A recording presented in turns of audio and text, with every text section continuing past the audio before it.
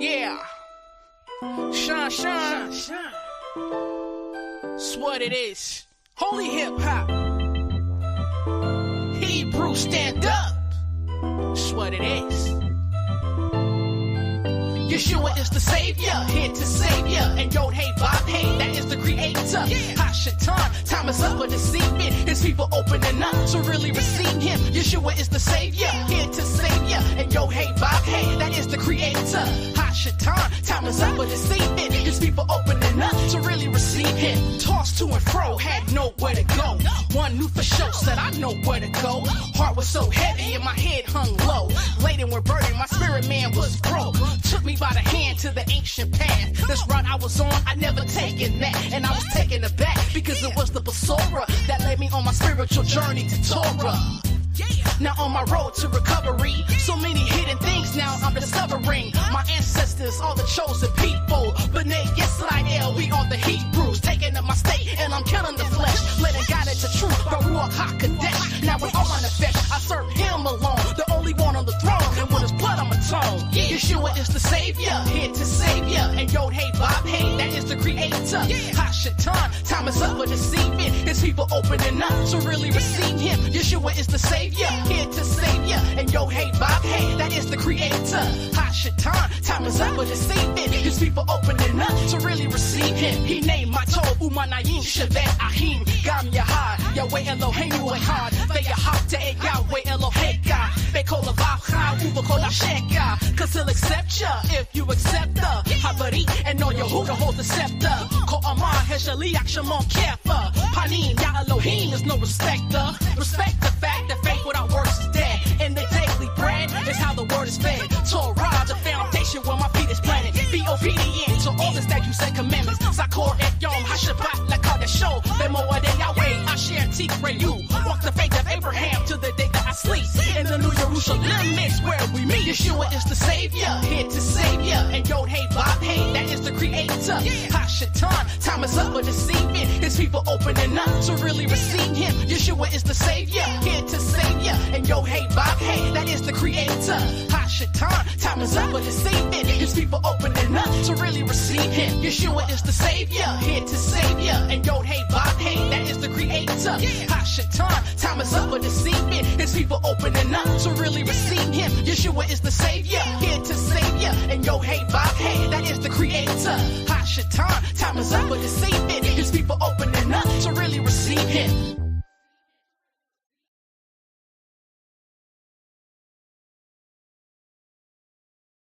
Shalom, uvracha, mishpacha, wahabarim. I am Sister Ashanti, also known on Facebook as Ashanti Doc and on my YouTube channel as 916 Shan. I am a Messianic Jew who follows Yeshua HaMashiach, Jesus Christ, also known as Jesus Christ, or as I call him, Yeshua HaKohen HaMalek, the priestly king, imitating him as he taught and lived the Torah, law in the first 5 books of the Bible, administered to Moshe or Moses by Yahweh, Yod Hey Wah Hey, the Lord God of Israel. I believe Yod Hey Wah Hey, Yahweh, is reviving and restoring a remnant of scattered Israel as dry bones in a valley as part of the promised seed of faith according to the Holy Scriptures.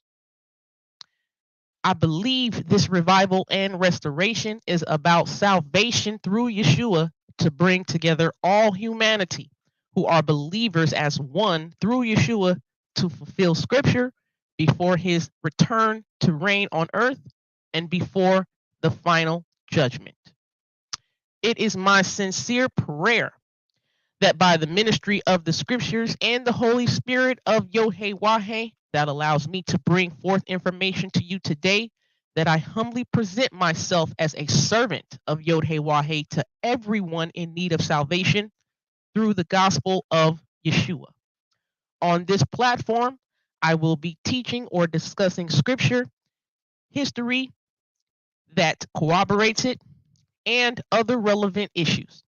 I pray you are edified, receive insight, inspiration, encouragement, and unwavering faith by the word of Yod He Wah in the name of Yeshua. Since I'm also streaming not only on my channel, but also streaming on Debate Talk for You, I have to give this brand disclaimer for Debate Talk for You. The views and opinions expressed by individuals on this platform, the callers, plus the invited guests are their own. So when this is on Debate Talk for You, some people call in. However, this is a YouTube. This is not necessarily a place where you can call in. I don't have it set up that way. However, in the future, I may have it to where people can actually call in and you can hear them. The information you hear does not reflect the overall views of all parties associated with this brand. We encourage everyone to research all things heard live and via archive for edification purposes. Discretion is advised. Shalom, Mr. Blacktastic. Shalom, Brother Marcus Jones. I also want to say that the information I'm going to be presenting, I'm going to use the Fair Use Act. So the Fair Use Act is Section 107 under Copyright Act of 1976, which allows me to use copyrights that are already out here for for my news reporting, for my teaching, for scholarship, education, and research. Right. So that's the Fair Use Act. All right. So let's get it in.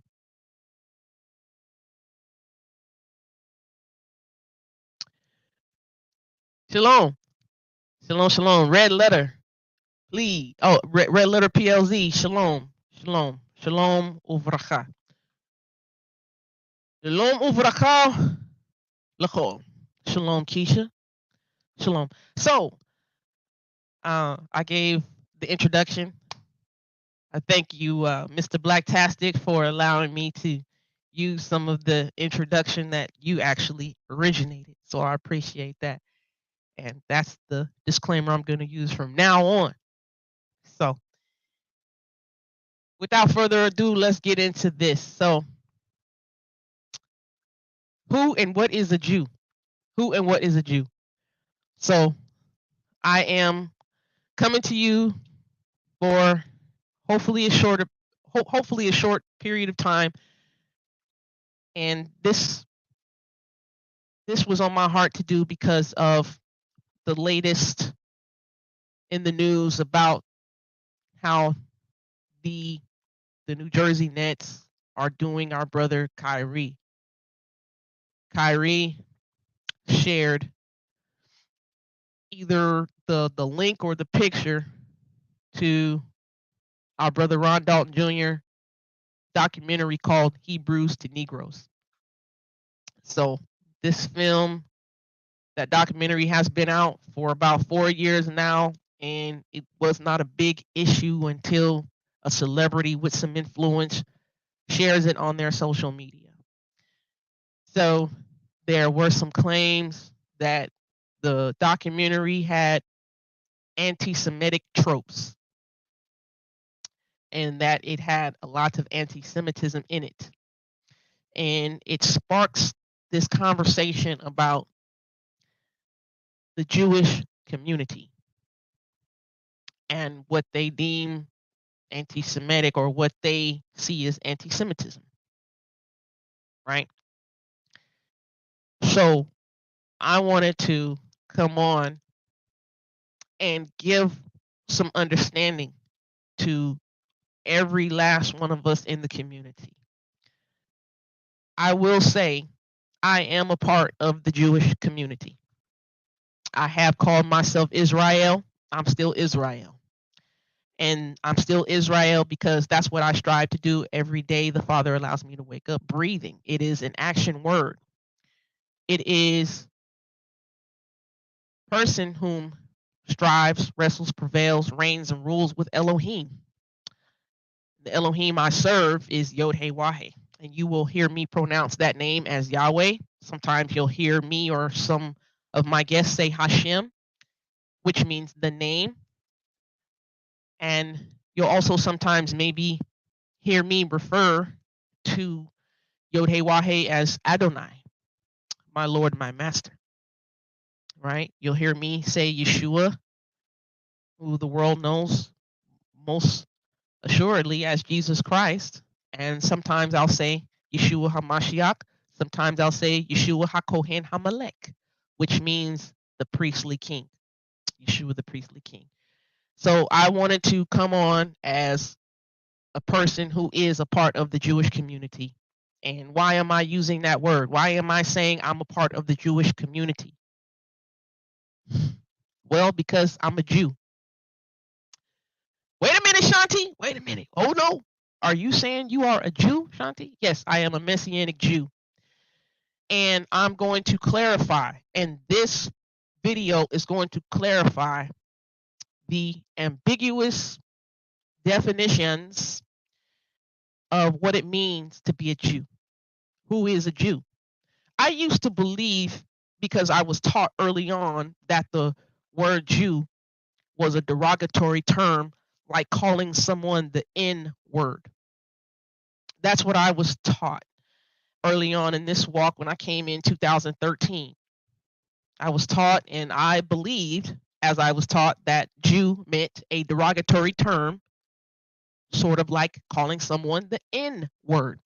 However, as years went by and I got educated, the Spirit started to work through me, and I sought the Most High in prayer and supplication. I start to understand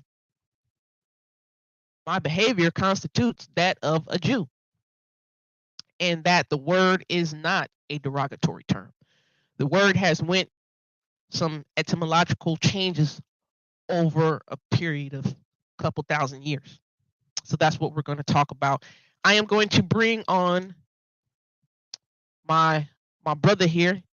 Y'all know him, but let me bring him on, and we gonna get into some things um, from a source, and that's why I had to share the Fair Use Act. So this is what I'm sharing is going to be from Fair Use. So let me bring on my brother.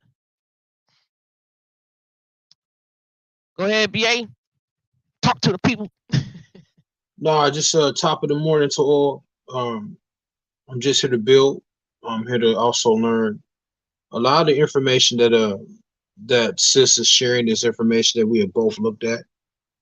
Um, so I'm just open to hearing and sharing. And when it comes to certain terms, we need to most definitely examine it from a historical and social perspective. We're in the age of information, and there's a lot of information here that Sis and myself and various others in the community, which are very few, um, have looked into, and this information has been around for a very long time. And we thank the Most High for the internet, so we can have access to these sources and critically examine them, analyze them, and look into them and see what these sources have to say. So with that, I'm gonna just fall back and I'll chime in as Sis continues as she shares her information rather. For those who don't know me, I am B.A. Abad. A much love to all believers in the Most High through Yeshua the Christ, whether you be Christian or Hebrew or whatever so you personify to call yourself. Much love and shalom. Thank you for being with us here, BA. You know, definitely we've presented this information before because this information has been sitting out here for a long time. Like you said, thank the Most High for the internet streets. All right, so we finna put some things out in the atmosphere of the internet streets. You know what I mean? So if y'all see me looking to the left, I have another screen on the left here, and I have a monitor in front of me. So I'm gonna be sharing some things. So let's do this.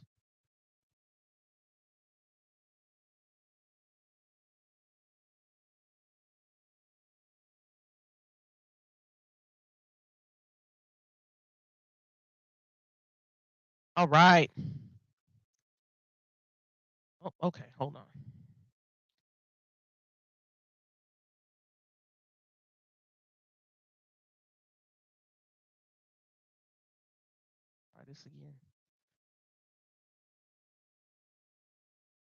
here. You got to learn how to work this technology stuff. Yeah.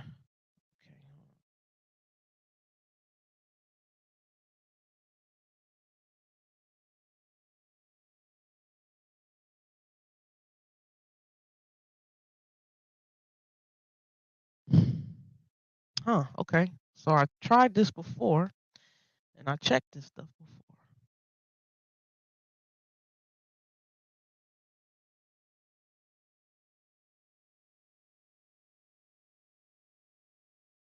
Okay. There we go. There we go. All right. So we are going to be looking at information from this book here, The Beginnings of Jewishness, Boundaries, Varieties, Uncertainties by Shay J.D. Cohen. Right? Shay J.D. Cohen. I want to show you guys real quick what this person looks like here.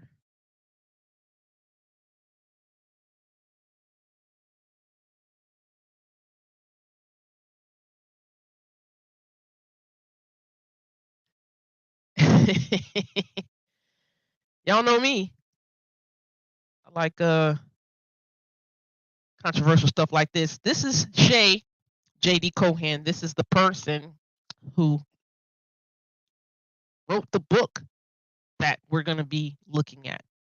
And I'm not going to be presenting everything from the book, just what I can in the next couple of hours. So I encourage anyone who has the ability to get the book either on Kindle or physical copy, go ahead and get it. But this is Shay J.D. Cohen. As you can see, he's a professor and a rabbi, right? So it says he's a part of the Committee on the Study of Religion. Shay J.D. Cohen is the Littauer Professor of Hebrew Literature and Philosophy in the Department of Near Eastern Languages, Harvard University. Right? So some of his books are here.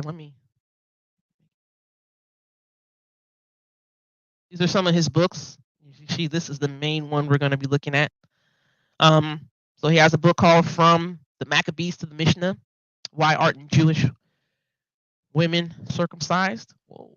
And you know, the from the Maccabees to the Mishnah, that's one I had personally looked into myself. So that is definitely a good source, a very good. He uses a lot of historical references, and for those who are like really searching, that Maccabees to the Mishnah is very good. It points out things that's commonly taught in the community, and you'll be amazed at where some of these beliefs come from. And I'll just leave it at that. Right? So this is what we're going to be looking at. We're going to be looking at his work here. So, The Beginnings of Jewishness. Right? And I'm going to try to not be so boring, you know. Maybe I can rap a little bit like Mr. Black Tass be doing.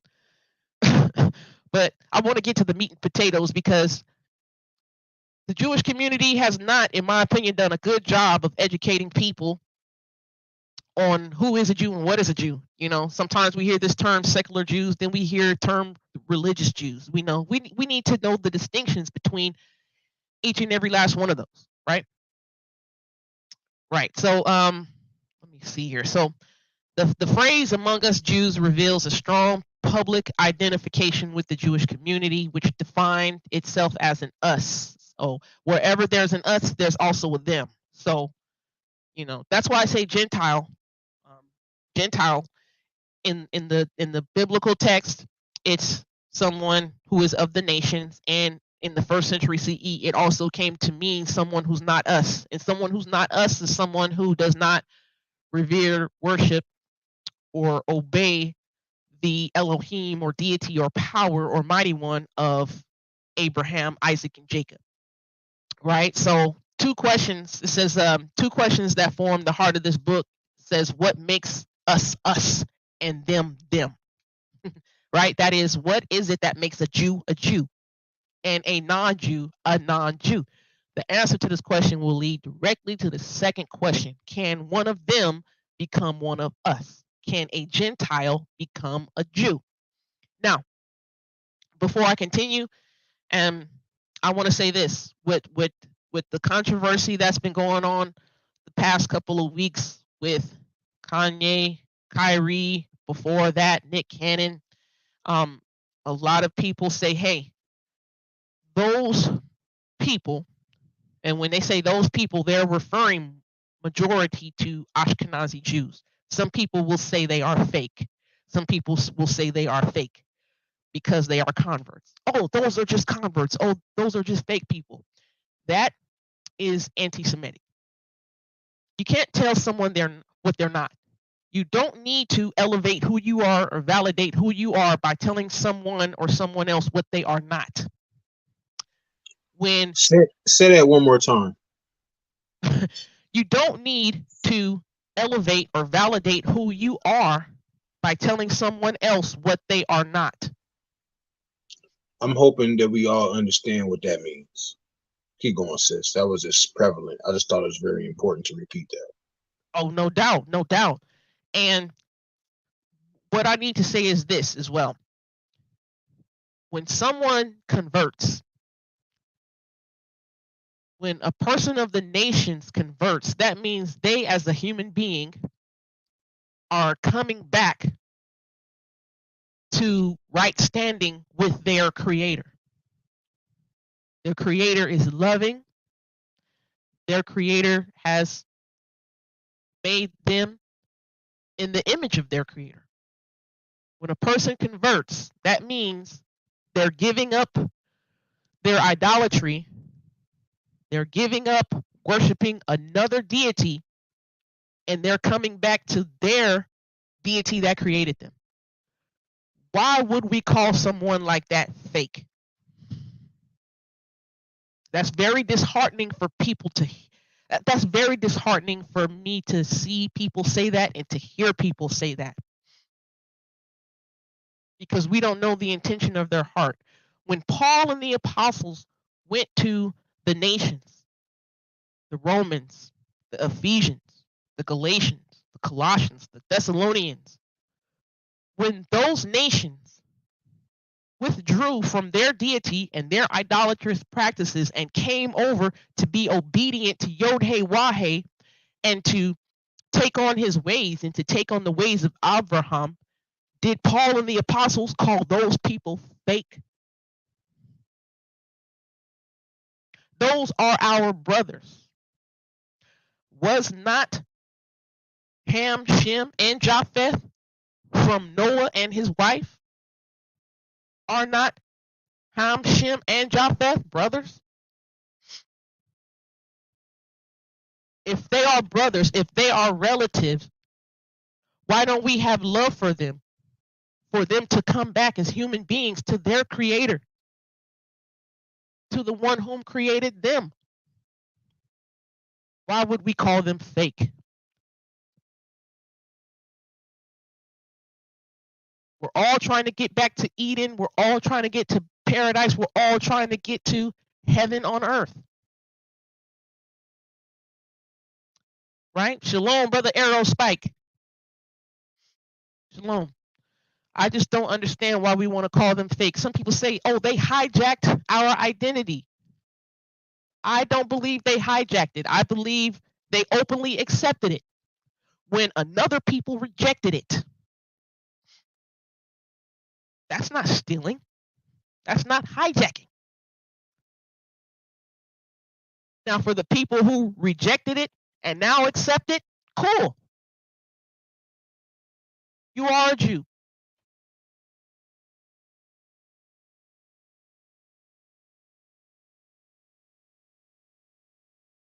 Chosen. Yes. Everyone is chosen to do what?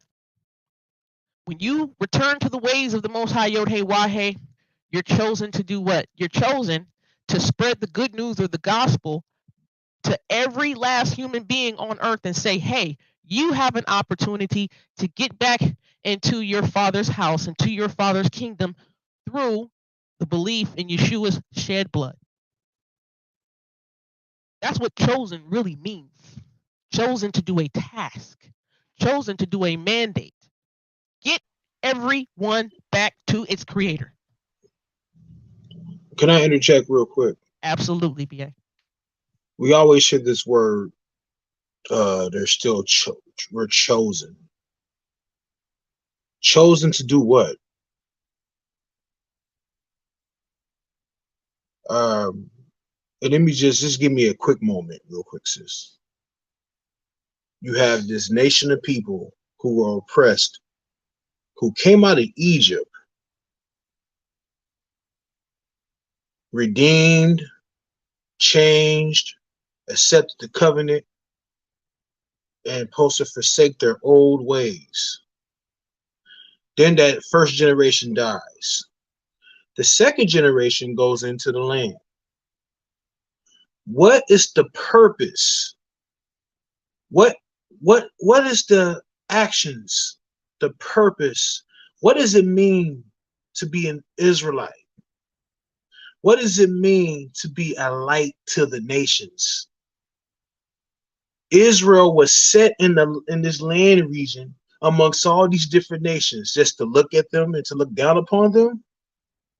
Or with the Most High's support and his backup, Israel was supposed to be a light to the nations to bring humanity back. Israel was not supposed to be a light to themselves, just them only. No, they were set in the land to be an example, to bring others into the fold. I just want to say that. So when we say chosen to do what? We can say chosen all day. You can be chosen to do this. You can be chosen to look this way and that way. But what are the actions and the conduct and the behavior you're supposed to be putting out there? Just wanted to put that up real quick. No problem. And I know we're going to be interjecting a lot. We're going to be adding a commentary. We probably won't get to everything that I want to cover in this book, but I do want to cover a majority. But I do want to address sometimes the comments in the comment section. Looking at people's actions. You're supposed to introspect with yourself first. Because a lot of people out here talk about they act more godly than the next person up here cussing up a storm, talking down to their brother, talking down to their sister, ad hominems, personal attacks. Work out your own salvation with fear and trembling first before you judge somebody else's character. Look at your own behavior first. Look at your own mannerisms first. Try to get yourself into the kingdom first. Worry about your conduct first. A lot of people say, oh, they works is not of the Most High. What about you first? Have you looked at yourself first?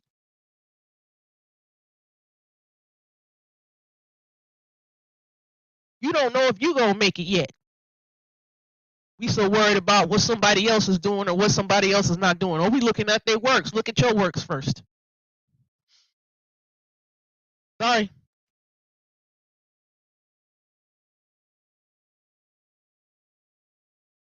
Shalom to Hashem Sadek. But shalom to Phobos. Shalom Kariite, Israelites for truth. Hallelujah. Hallelujah. Yeah, we can tell the truth of who we are. That's why I say I'm a Jew. I don't have to tell someone they're not to solidify who I am. No, my effort every day is going to show who I am. And let me just add, so what makes a difference if the converts do tell who we are as a people? I thought only the Most High was going to make you relevant. Is not Israel scattered and under the curses? He said, I will restore you. Come on, BA. A lot of people say, we are under curses. Okay, well, you will be a hidden people. So no matter how many times the convert says who you are or not, you're not relevant till the Most High says you're relevant because you're the one he made the covenant with. Come on. You didn't make the covenant with the heathen or the Gentile, who you like to call them. You were supposed to convert them over. Come on. So who are you really mad at? It shouldn't be the Jew or the one who calls himself a Jew or those who are converts. You want to get mad at somebody? Get mad at the Creator himself, because you made the covenant with him and you agreed to his stipulations. But now you feel like you have to be made relevant because a convert ain't telling the truth. Maybe if you stop thinking of self and realize they may have been lied to as well, Come on. just like we've been lied to. But Come see, on. but when you think of yourself, it doesn't matter. I'm done. Go ahead. Jeremiah 16 say, hey, truly, truly, our people are going to wake up and they're going to say our fathers inherited lies. And when we go back to Leviticus 19, it says, if a stranger sojourns with you in your land, you shall not vex him. That's clear as day. The stranger, pretty much the convert who dwells with you, they shall be like one born among you. You shall love him as you love yourself, because you were strangers in the land of Egypt. We talking about what somebody else don't do. Have we checked ourselves to see if we actually follow what we say we do? What we claim? All right. So we're going to get to who and what is a Jew. There was no single or simple definition of Jew in antiquity.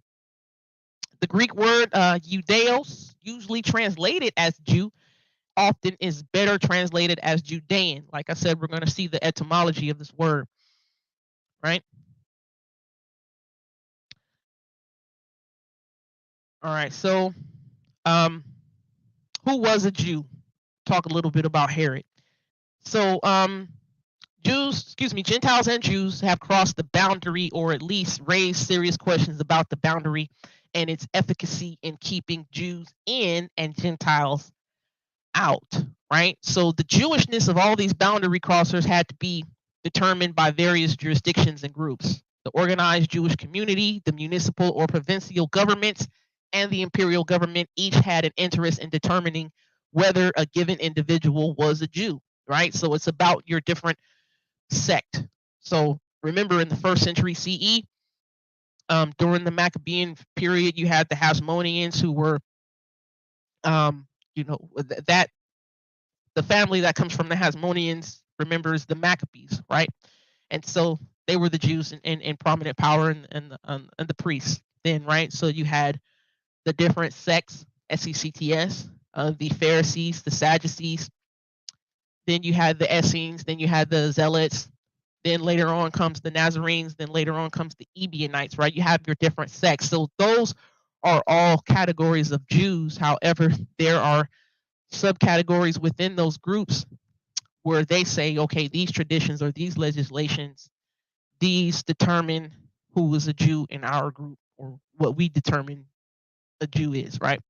Okay, so for example, if in the year 80 CE a Gentile in Ephesus converted or claimed to have converted to Judaism, the local Jewish community would have had to determine whether it would accept him or her as a member. The municipal government would have had to determine whether this person could now enjoy the privileges that traditionally have been extended to Jews, and the imperial government would have had to determine whether this person was now subject to the Jewish tax levied upon all Jews in the Roman Empire as punishment for the war of 66 to 70 CE. So had the conversion taken place before 70 CE, when the Jerusalem temple was still standing, the priest would have had to determine whether this person, once a Gentile, was now to be treated as a Jew and allowed to join other Jews in the inner precincts. All right, so there's no reason to assume that all these jurisdictions would necessarily have reached identical conclusions in every case, or to assume that the boundary definition used by the Jewish community of Ephesus would necessarily have been identical with that which was operative in the other organized Jewish communities of Asia Minor, or for that matter of Italy, Syria, Egypt, North Africa, Judea, and Babylonia. Shalom, brother Antonio. Good to see you here, bro. Thanks for tuning in, tapping in. So, like again, over in the state of Israel right now, they determine who is a Jew according to their Orthodox rabbinical conversion process, right? So I believe they know they're not supposed to necessarily do that, but they're saying, hey, if you want to come into the land, if you want to make Aliyah there, we're not saying you're not a Jew per se, but you're not a Jew according to our faction's definition or processes or regulations or legislation about who we govern to be a Jew, right? And it's different for each sect.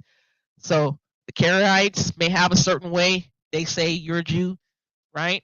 The ultra Orthodox may say, hey, this is what we deem to be a Jew, so on and so forth, right? All right. A Gentile who engaged in Judaizing behavior may have been regarded as a Jew by Gentiles, but as a Gentile by Jews. We're going to talk about Judaizing just a little bit later, right? And I'm going fast for a reason. I'm trying to get everything done in the next 2 hours that I want to bring out, because I'm going to get my Wakanda Forever on a little later. Right? So. Oh, no, don't do that. No, I'm getting my Wakanda on, VA, shoot. Right? So a Gentile who was accepted as a convert by one community may not have been so regarded by another, nor should we assume that the converts of one community were necessarily treated like those of another, because the Jews of antiquity held a wide range of opinions about the degree to which the convert became just like the native born. Right? Y'all getting this now? A little bit? Okay, so the predecessors of the English word Jew, Greek Judeos and Latin Judaeus, were originally ethnic geographic terms like Egyptian, Syrian, Cappadocian, Thracian, and so forth.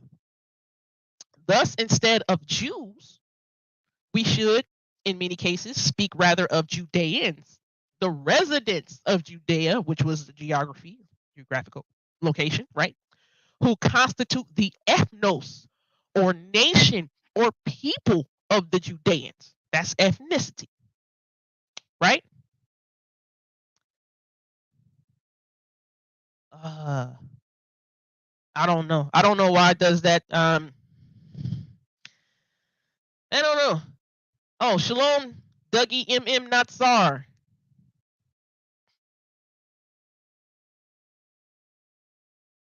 Yep. Shalom. Thanks for tuning in, tapping in. All right. So yeah, these are some very good books. This is a very prominent author right here. So the term Jew, Judeos, originally ethnic geographic. We need to remember that, right? So in many cases, we should speak rather of Judeans, the residents of Judea, right? So after Babylonian captivity, you have the southern kingdom, mostly made of the tribe of Judah. However, also some Benjamin and Levi, they moved to the area, and it was called Judea, right? So this area, mainly of the tribe of Judah, Judea. So this is where we get the term Jew, right? Right. So that area became known. It became known to describe those who are in it who exhibit a type of behavior, right? Oh, it's Zadok in the building. Young Chimney, Ben Qatar, right? You know what's going on here, Brother Zadok. I am she that troubleth Israel. I'm a black Jew. She who troubleth Israel. You know what's going on. Come on in here. Nah, thank y'all. Hey, go subscribe to Mr. Blacktastic and go subscribe to Brother Zadok, the God Hop MC. If you can, they do have YouTube channels, and Brother Zadok be getting it in. Last night he was talking about Jesus, the insurrectionist. Hey, that was fire. I was fire. I may not say much, but I'll be listening. But now see, I'm gonna tell y'all something. When Blacktastic and Zadok is in the building in the chat, It's about to go down. Y'all about to be having jaws hurt, stomach hurt, because they are some hilarious brethren. All right, so yeah, the geographical location of Judea, short-term Jew. So those people became to be known as people who exhibit a certain behavior. So they actually worshipped and obeyed and did rituals to the Elohim or deity or power or mighty one of Abraham, Isaac, and Jacob. So anyone in that land or anyone who behaved like people in that land were called a Jew because they exhibited behavior such as they worshipped, paid homage to, did rituals to the Elohim, deity, power, mighty one of Abraham, Isaac, and Jacob. Right? That's right. So, at some point in their history, Greek Judaios and Latin Judaeus came to have another meaning. A Judaios is anyone who venerates the God of the Temple of Jerusalem and observes his law. So what that means to venerate the God of the Temple of Jerusalem and observe his laws, you can actually really not believe in this God. To venerate just means to acknowledge who he is, and you could just go through the motions without having the heart behind the purpose of the rituals and the ceremonies being done. Right? So that's what it meant to venerate. I recognize who this God is. I acknowledge him, but I just do these actions to go through the motions to say I'm a part of these people. Right? y'all gonna understand what I'm saying a little later. Right? So in other words, Judeos is a Jew, a term designating culture or religion. It's not. It could be one or the other, right? It doesn't have to mean just culture. It doesn't have to mean just religion, right? So we're getting to. Go ahead, BA. No, I just want to say, can we expound on culture for a few seconds? Culture. Go ahead. No, just overall, like when you hear that word culture, according to the Israelite faith or really the Jewish faith, we're examining. What's the first thing you think of when it comes to culture? The ways people behave, sort of like what they wear, what they eat, what music they listen to, stuff like that, right? No, like understanding the science of the language. Would you consider that? The language would also be with it. The language also what's incorporated in the language is the idioms or slang or euphemisms, right? Yeah, social norms. Yep. Certain cultural practices that are done on the daily. Yep. Like you said, eating certain type of standards you live by. And sometimes, according to this, into the world we're in, some traditions that are kept may not even be literally in the Torah that we're all claiming to follow. Right. Or there could be some type of interpretation that could be misinterpreting what the Torah is saying, or something added or something taken away, because when you add, you take away, and when you take away, you add. So just giving people much more of a broader sense of what's going on here, right, as we continue to go along. So culture is definitely, there's much more to it.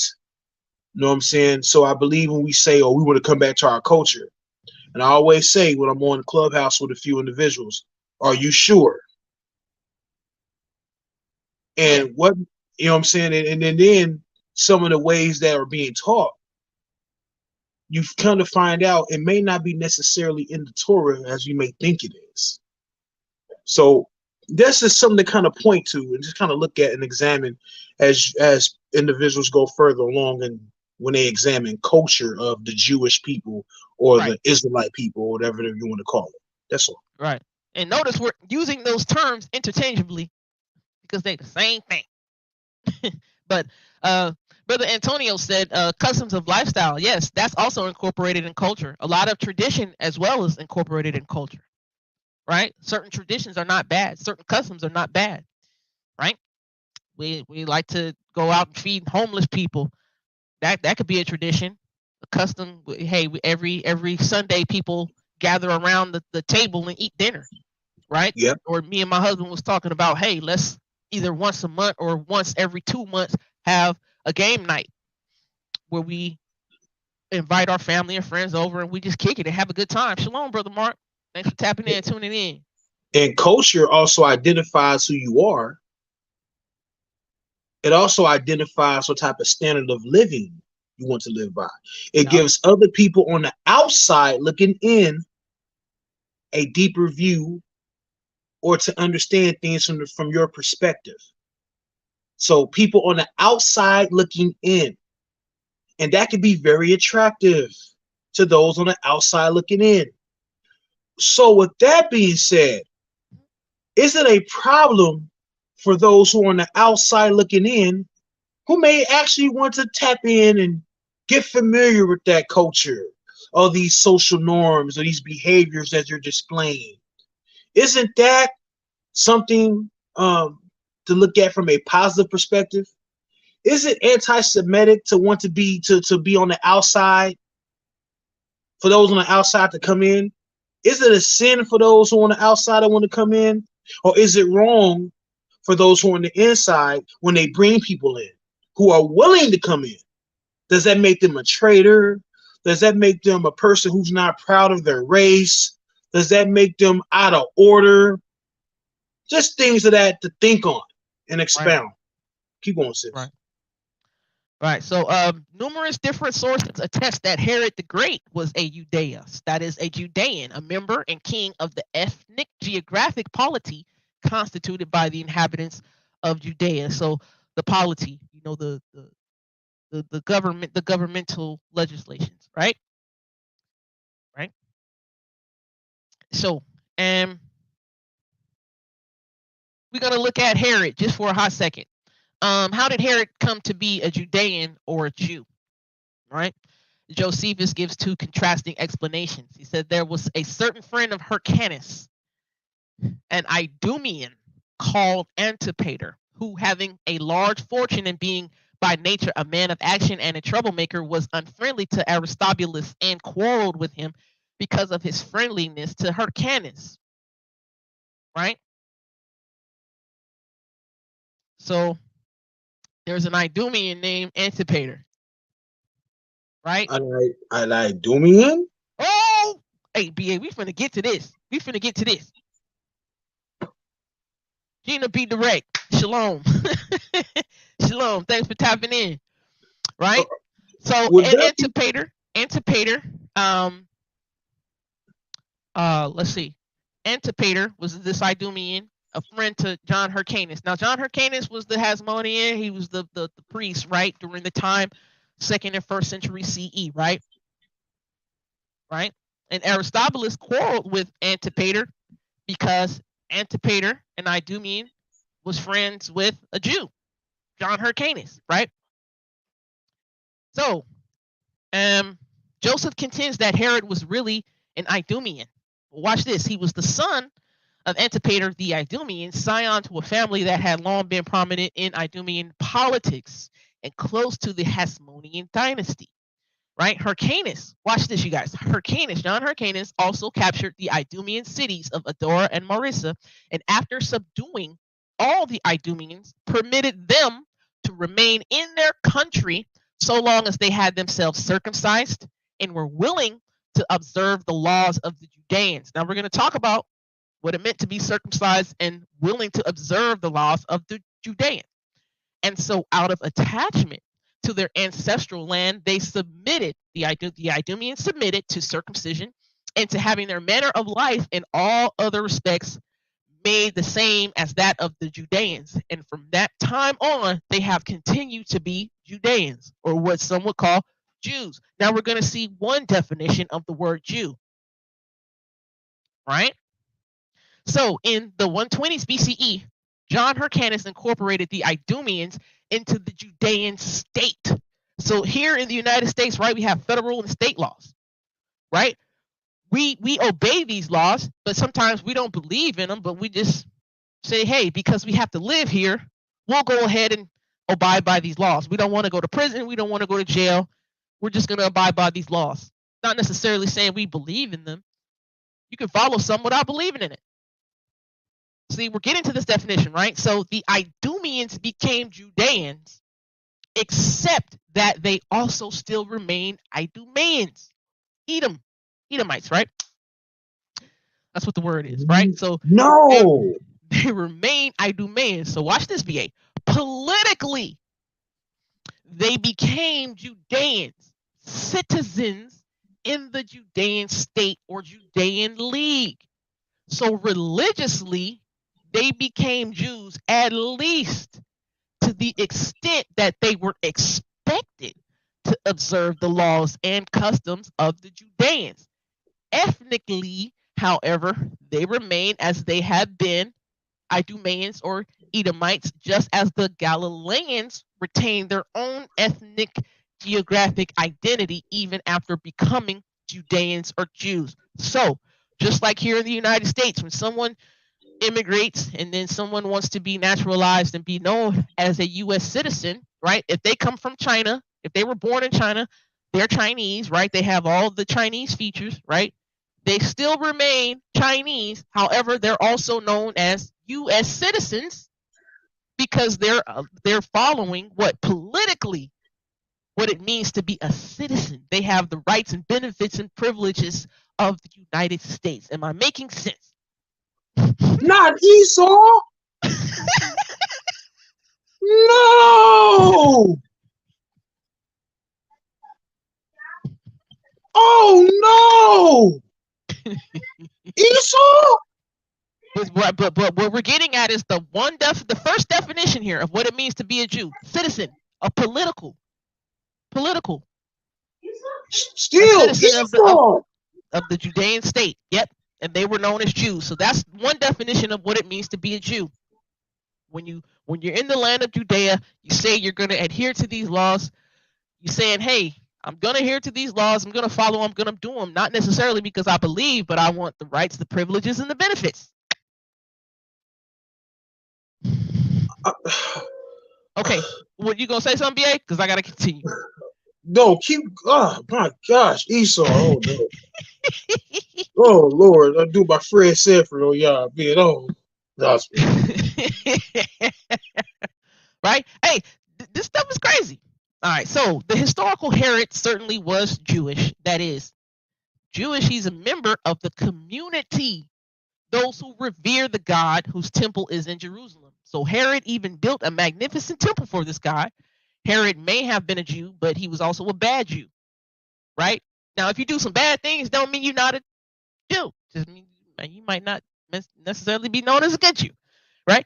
Most forms of ancient Judaism, I think, would have disapproved of Herod's murder of his wives and children, right?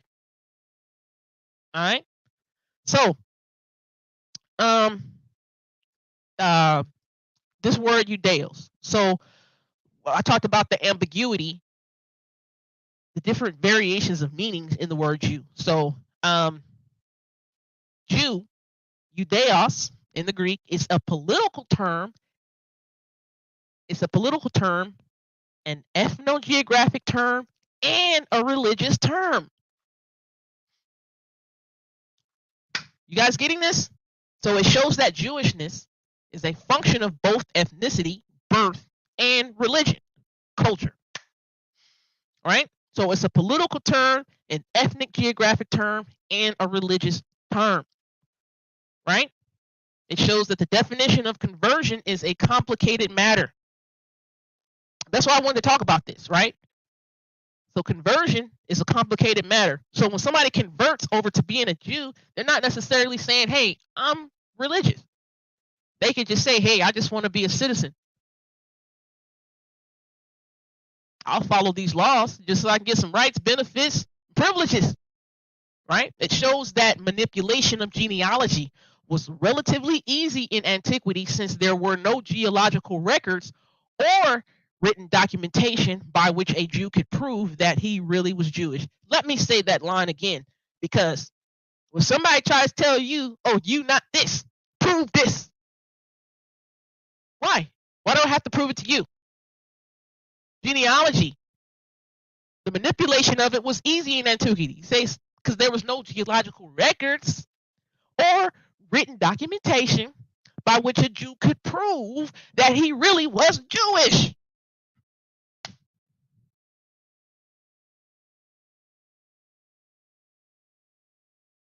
Which one trumps the other? No one trumps the. No, which one trumps the other? They're both on. They're all the definitions of Jewish: political, ethnic, geographic, and religious. And we're just showing you guys this from a historical perspective. This stuff is historic. This information is here. All we got to do is just take our time and read it and examine it and critically look at it. It's there. Uh-oh. That's the elder.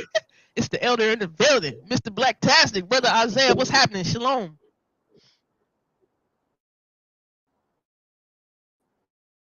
Oh, you got to get your sound right. Foggy start today. It's been busy. I was trying to finish listening to my brother Zadok's awesome Bible class from Friday and making sure I didn't miss. So when you sent the link, I didn't see it until late because I had a lot of my devices shut down and recharging. So I'm just here for support to listen in because you and I have had UI and BA. We've all had some great discussions on this extensively, especially as of late with everything that's going on. Because it's a timely subject that does need to be discussed. So I'm glad that we're having this discussion. And we got Amore Zadok also in the chat, and as far as I know, we all share pretty much the same perspective, on this entire thing. I was watching him and Morey Bunton, man, about a week ago. Yeah, that was fire. And I know they stepped on a lot of toes, but if you're gonna really be committed to the call, you got to be willing to, be unpopular and say inconvenient things, because this ministry is about truth. We're not about trying to soothe people's ego or feelings to make them feel good. We're trying to give them the truth so they will be good, and be right. As you were saying, Herod was a bad Jew, and so we want people to get the truth and be right. So I'm just glad to be here. So keep going. I'm listening with an attentive ear. No doubt. All right. So I don't know if I want to read anything from this chapter. It talks about those who say they are Jews and are not. I know this is. I don't like talking about this verse for a lot of reasons. However, the first people that came in mind of who this phrase was talking about, it was actually talking about actual Jews, natural born Jews. That's what some people really understand. Right? Let me see. Yeah, I don't want to read a bunch of stuff from here. I don't want to read a bunch of stuff, but I'll read a few things. So yeah, Brother Zadok said, "Wow." How to recognize a Jew? I'll say this real quick. It says, according to Tacitus, one of the historians here, it says circumcision began as a sign by which Jews would recognize each other, and by Tacitus's own time, it had become a sign by which outsiders would recognize Jews. So, in the city of Rome in the 1st century CE, certainly in the latter parts of the century, circumcision served as a marker of Jewishness. But in the eastern parts of the empire, at least until the 1st century CE, circumcision cannot have served as such a marker because it was practiced by non-Jews as well as Jews. Right? So, circumcision. Right? They talk about circumcision a lot here. I don't want to get into circumcision a lot in this from this chapter. In later chapters, the more pertinent information will also talk about the circumcision part. So that's why I don't want to get into much of that chapter 2. But were there official lists or registers of Jews? I want to talk a little bit about this part right here.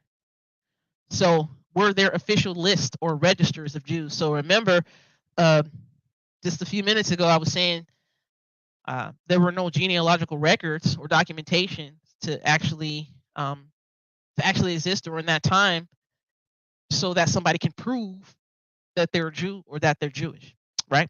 So watch this. If someone claimed to be Jewish by birth, could his or her pedigree be checked?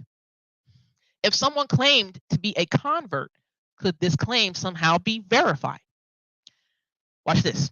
There is abundant and probative evidence that priests or Kohanim kept careful genealogical records both before and after the destruction of the Second Temple, and that they carefully checked or were expected to check the pedigree of their marriage partners. So this is the priest or the Kohanim, right?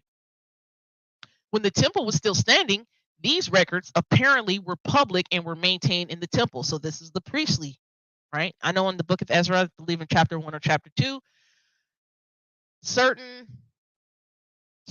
of the priests could not prove their genealogical because maybe the records were not there, and so they could not physically be in that position to be priests until those records were found, if I'm not mistaken, in the book of Ezra, right? So whether lay Jews or regular Jew folk, right? Whether regular Jew folk too were similarly obsessed with their genealogies is not as clear. Please start paying attention to this, right? Please start paying attention to this, right? So various individuals may have kept private family genealogies, but there were no public archives that would have been of use. A register for converts is even less likely to have existed. Julius Africanus, the time of Herod, says the Hebrew families and those traceable to proselytes, we're going to talk about that word too, right? Hebrew families and those traceable to proselytes, such as Achior the Ammonite and Ruth the Moabite, and the mixed families which had come out of Egypt, all these were enrolled in the archives. That's what he says. But furthermore, before the rabbinic innovations of the 2nd century of our era, conversion to Judaism was entirely a private and personal affair. Right? The conversion was not supervised or sponsored by anyone, and there were no established standards that had to be met, except for circumcision, right? Especially for the male.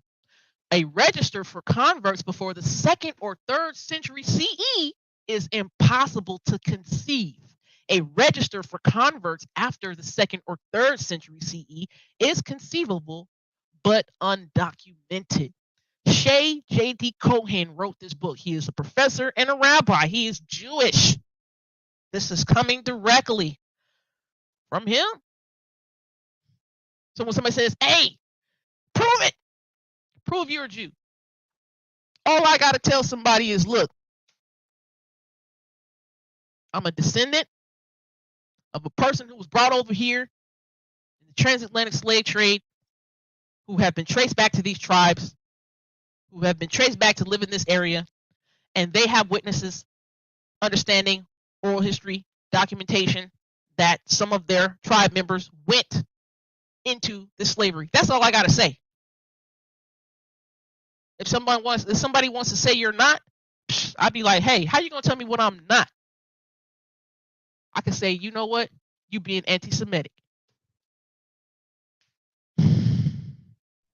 Oh, don't you do that. Oh, I'm doing it, BA. Because guess what? I could say I've went through the rituals. I've went through the processes that this tribe asserts is a Jew. I could say, hey, I've went through the Torah cycle at least 3 years. I could say, hey, they did a bat mitzvah.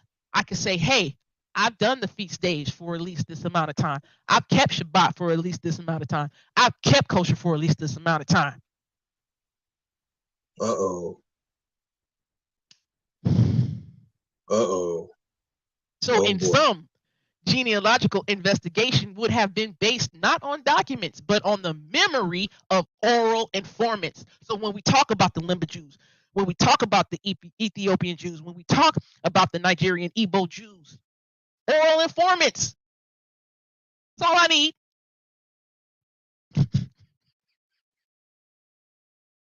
Huh?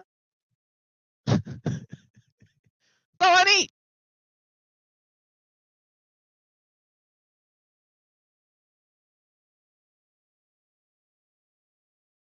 All right. I don't want to read much of that.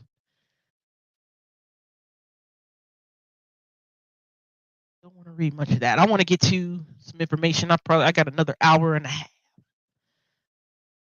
All right.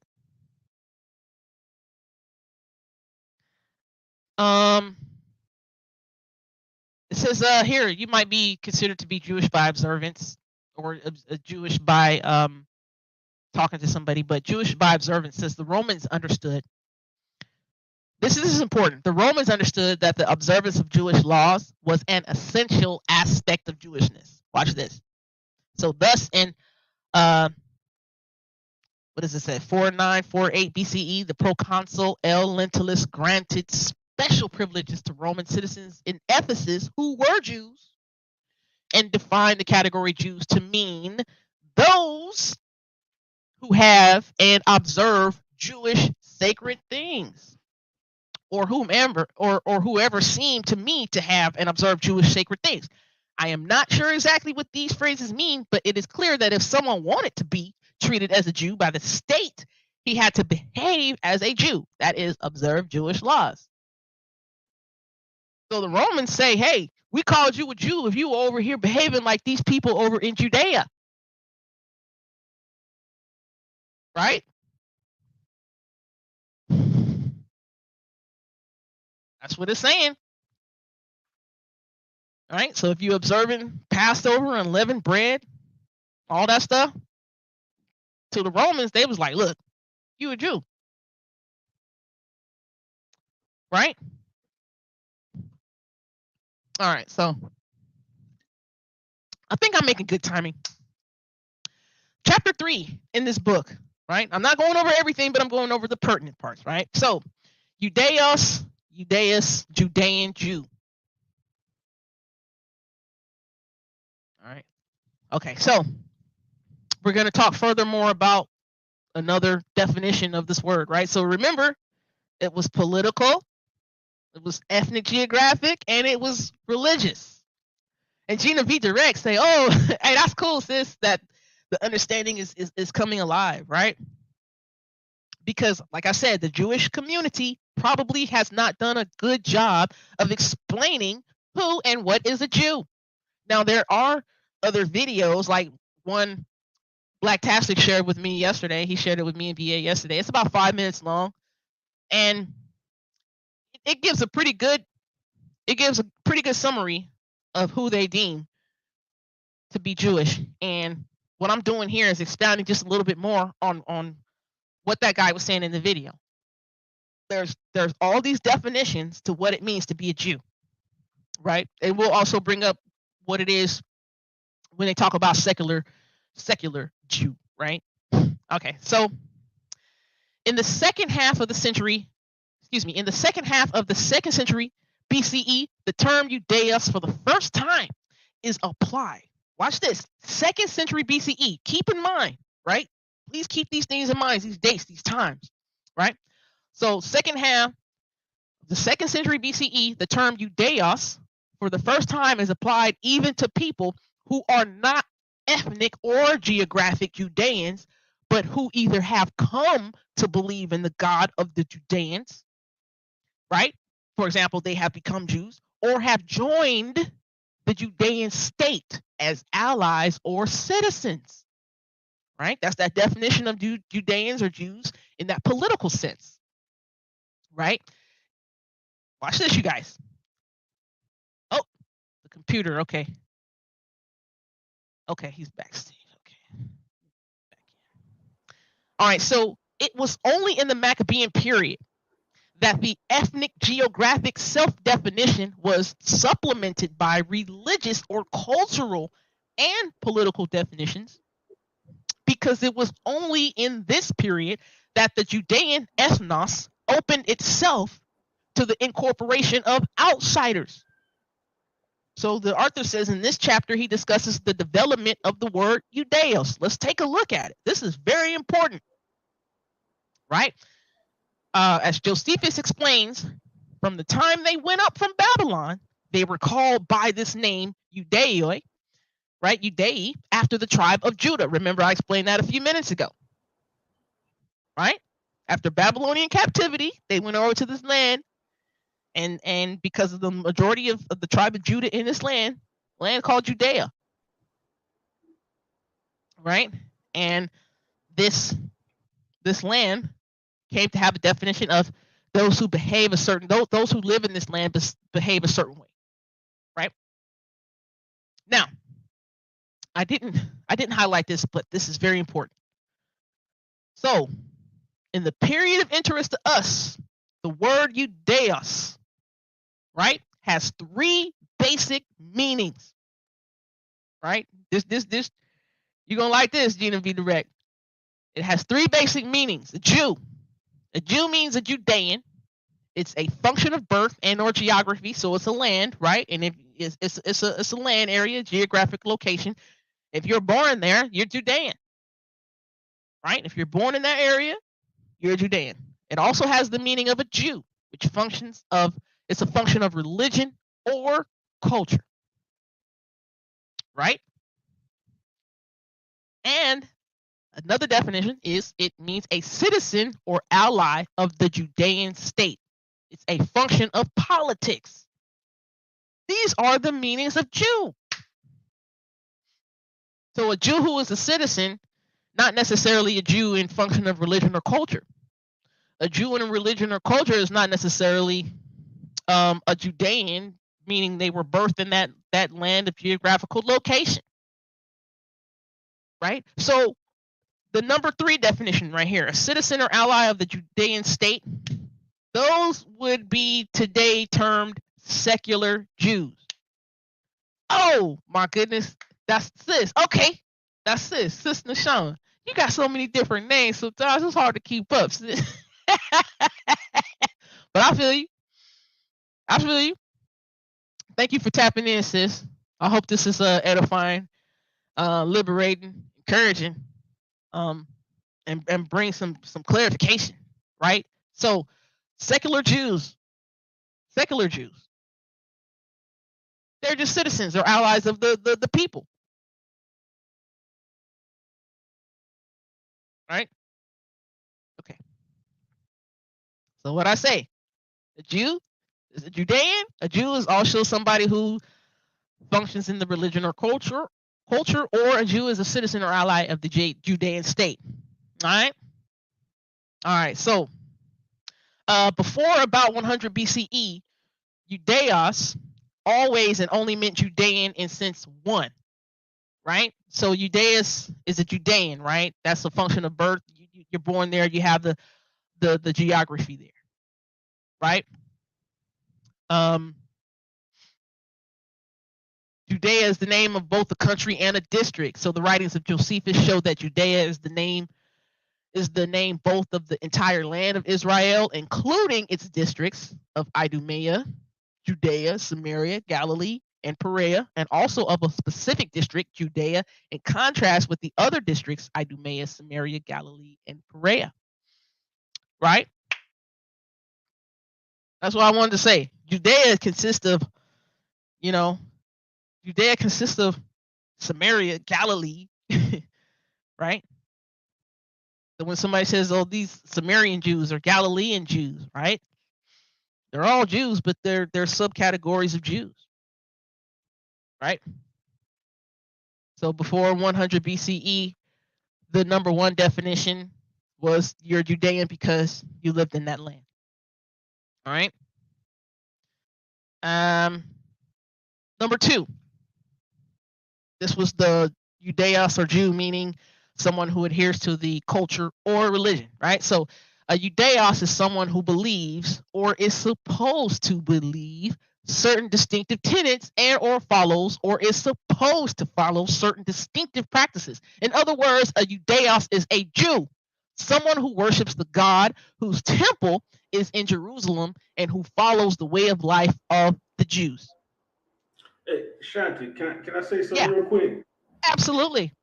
You remember when I was telling you I was watching Shlomo Sands, Dr. Shlomo Sands, who's a professor at Tel Aviv University, and he's probably one of the most controversial figures in Rabbinic Judaism because because of the books that he's written. And I thought it was ironic as we talked about how Kyrie didn't even make a statement; he just shared a link, and he was called anti-Semitic, but yet a person who is acknowledged as a Jew and a citizen of Israel has written probably what is considered far more anti-Semitic material than the Hebrews to Negroes video, right? You know, and he's famous for his lectures, but because he didn't quote, I think because he didn't quote Hitler, he kind of got a pass, but they can't deny him his citizenship. And in his lecture, where he talked about why I stopped being, he said he has a lecture and a book called Why I Stopped Being a Jew. Mm-hmm. And what he said was based on this definition that you just read right here. And he said, you know, they understand that a secular Jew is actually a new thing. He said, because it historically doesn't exist. Because to be a true Jew meant someone who actually believed, you know, in Torah, someone who kept covenant, you know, someone who walked in the ways, basically everything they say in the ways of Yah. And so he said, but, you know, that's the terminology that people are using now. So he said, because he doesn't believe is the reason why he said, you know, he's technically not a Jew, even though he is, you know, considered a Jew by the establishment. But some of his books, you know, the invention of the Jewish people, all these different things, like, you know, it's pretty interesting how he lays out his argument. But you don't see them clamoring for him to be, you know, censored and silenced. He still has emeritus status, you know, at Tel Aviv University and things of this sort. But it's interesting that he takes the more biblical definition, you know, and I think it's interesting. You bringing it out real good here. Yeah. Hey, this is Shay J.D. Cohen, a professor rabbi at Harvard University, a Jew. This is someone who is a Jew who's telling us these things. But yeah, like you said, Shlomo Sand pointed out that this is a new thing, and it's a new thing per 2nd century BCE. You know, so there was a lot of things brought on years later, after Babylonian captivity. We start to see development of sects. We start to see development of new definitions, and like you said, we're looking at the etymology of the word. So yeah, they incorporated these definitions to mean somebody who's a Jew. But yeah, what we see in the biblical sense is somebody who would be a Jew, would be taking on the ways of the Most High Yod Hey Wah Hey, right? Taking on the covenant, taking on the ways of the Most High Yod Hey Wah Hey. I just want to say something real quick based on these what you were looking at. Yeah. You know, we like to claim that we're Israel. And as we see over history how the term Jew has been changed and morphed and added to, as Israelites, we should be well aware of this. Yeah. But for some reason, we're not. So it's very imperative that we step up our scholarship when it comes to our history and our culture and our book and our God, as we like to say. Just wanted to add that. Yeah. Shalom to Israelite only count killer IOCK. Yeah, we do believe all people can become Jews. Because this to what we're bringing out here, all humanity comes from the creator. We believe Yod He Wahe. All humanity comes from this creator. And when all humanity got scattered, we believe that Abraham was the spearhead to get humanity back to its creator. So over time, humanity, the ways, the practices, the rituals, over time, all of this stuff that we're supposed to do as far as being obedient to our creator, it has morphed into, like BA said, it has morphed or changed into Jew. That's all. It's done. So when we say Israelite, when we say Jew, same thing. With what's going on, I have started to learn and process that I need to claim who I am and start being cool in who I am and understand the root of who I am and use terminology to show who I am. Jew. I'm a Messianic Jew. All right. So yes, Judaeus, someone who's supposed to believe, supposed to follow, or the and worshiping the God whose temple is in Jerusalem, and follow the ways of life, right? Given to these people by this deity, right? So that would be the religious cultural definition, right? All right, so a Gentile, someone who's of the nations, they're human beings, can become a Jew. Similarly, several converts to Judaism in antiquity were commemorated on their epitaphs as Jews, right? So, I want to read this just a little bit. In the mid-1st century BCE, a Roman official implicitly equated the ethnic association of Judeans on Delos with the religious association of the Jews of Rome. In the High Roman Empire, the usual designation of the Jewish communities of the diaspora was synagogue, community or congregation, rather than the ethnic designations that have been common earlier. So now they're called communities of the diaspora synagogue. They're called the synagogue now, right? Oh, thank you, Brother Zadok. All praise to the Most High Yod He Wahe. Great information. Yes.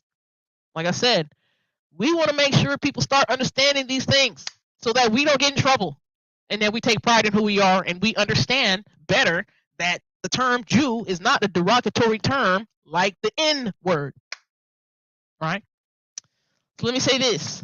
The Judeans of Judea in the 2nd century BCE also began to redefine their community in terms of religion, which is the worship of the God whose temple is in Jerusalem.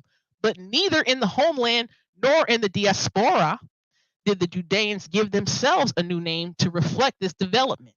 Even in the diaspora, they remain Judeans. Right? So the third definition, right? Judeos is a citizen or ally of the Judean state. This is the category that Shlomo Sand, Professor Shlomo Sand will fall under, correct? Blacktastic? Judeos, a citizen or ally of the Judean state. So this is what the Idumeans or the Edomites would be classified as when they converted over into Judaism by John Hyrcanus. More so, right? More so this definition. A little bit of the religious definition because they followed the laws, but they, which is going through the motions, really to show their citizenship, right? You have to obey the laws of the land there to get the rights, benefits, and privileges, right? Right. So a Judeus is a citizen or ally of the Judean state, a function of politics, right? So any citizen or ally of the Judean state was or could be regarded as a Judean, a Jew. Josephus reports Hyrcanus' conquest of Idumea as follows. Hyrcanus also captured the Idumean cities of Adora and Marissa, and after subduing all the Idumeans, permitted them to remain in their country so long as they had themselves circumcised and were willing to observe the laws of the Judeans. So ethnically, Idumeans are not Judeans, right? They didn't have necessarily the facial features, right?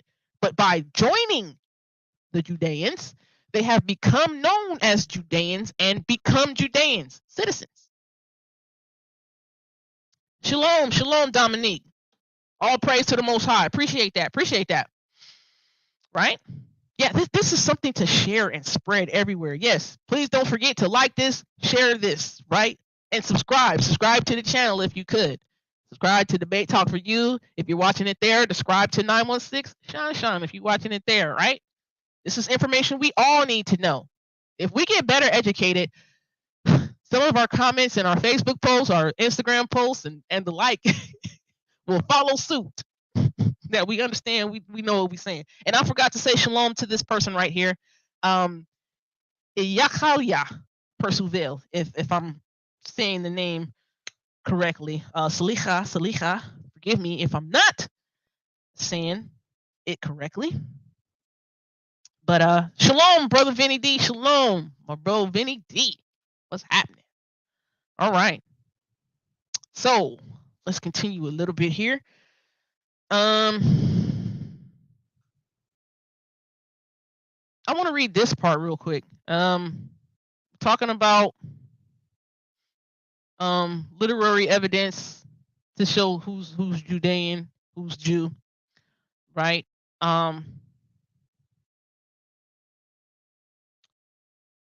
Anybody who denounces idolatry.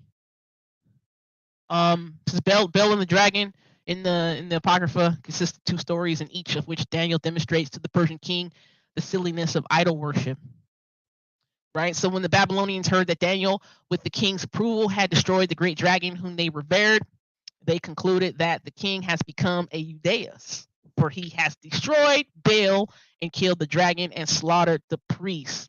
The king's denial of the Babylonian gods makes him a Judaeus. So anyone who denies idolatry is called a Jew, definitely during this time, 1st century CE. So thus in this passage, the fundamental meaning remains Judean, but insofar as the passage recognizes that the fundamental distinctiveness of the Judeans lies in their denial of other gods, the meaning Jew is beginning to emerge. So when somebody is converting, why call them fake?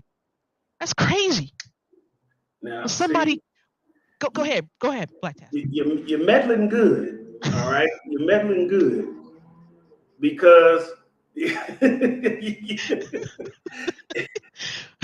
I brought this up about a week ago when I did a teaching on what is anti-Semitism, and I told folks to start calling themselves Jews. Start saying you were a Jew. Some of the responses I got in private were I'm not even offended anymore. It's just comical because I know that a lot of times our people really we're held hostage by our own ignorance. Man. And we don't want to admit it. So they're determined to say, no, I'm an Israelite, or no, I'm a Hebrew, and that's fine. Because I'll tell you this, from my experience, there's not one rabbi I've ever talked to who ever said that an Israelite or a Jew was a different thing. But amongst Black Israelites in particular, we've been so messed up by the racist structure that we've been raised in that we're color obsessed. So we say a lot of things in the same manner that we've been taught in this society without realizing that we're taking on the ways of the oppressor. So now we always have to define ourselves based on our skin tone, and that's actually anti-biblical.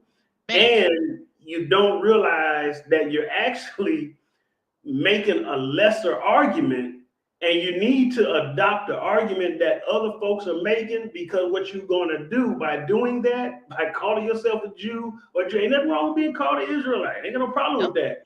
But when you start to use it to distinguish yourself from other folks who we like to call Jew-ish, as if ish makes them not really. And that, again, I addressed that too, that whole issue about people not understanding the difference between an adjective and an adverb. Ish don't mean they're not really Jewish. All right. No more than British don't mean not really British, or Spanish don't mean not really Spanish. You know, these are adjectives that describe people based on culture, lineage, or ancestral origin. But we, again, in our own bigotry that we deny in trying to point out other people's bigotry and racism, we have adopted these racial tropes.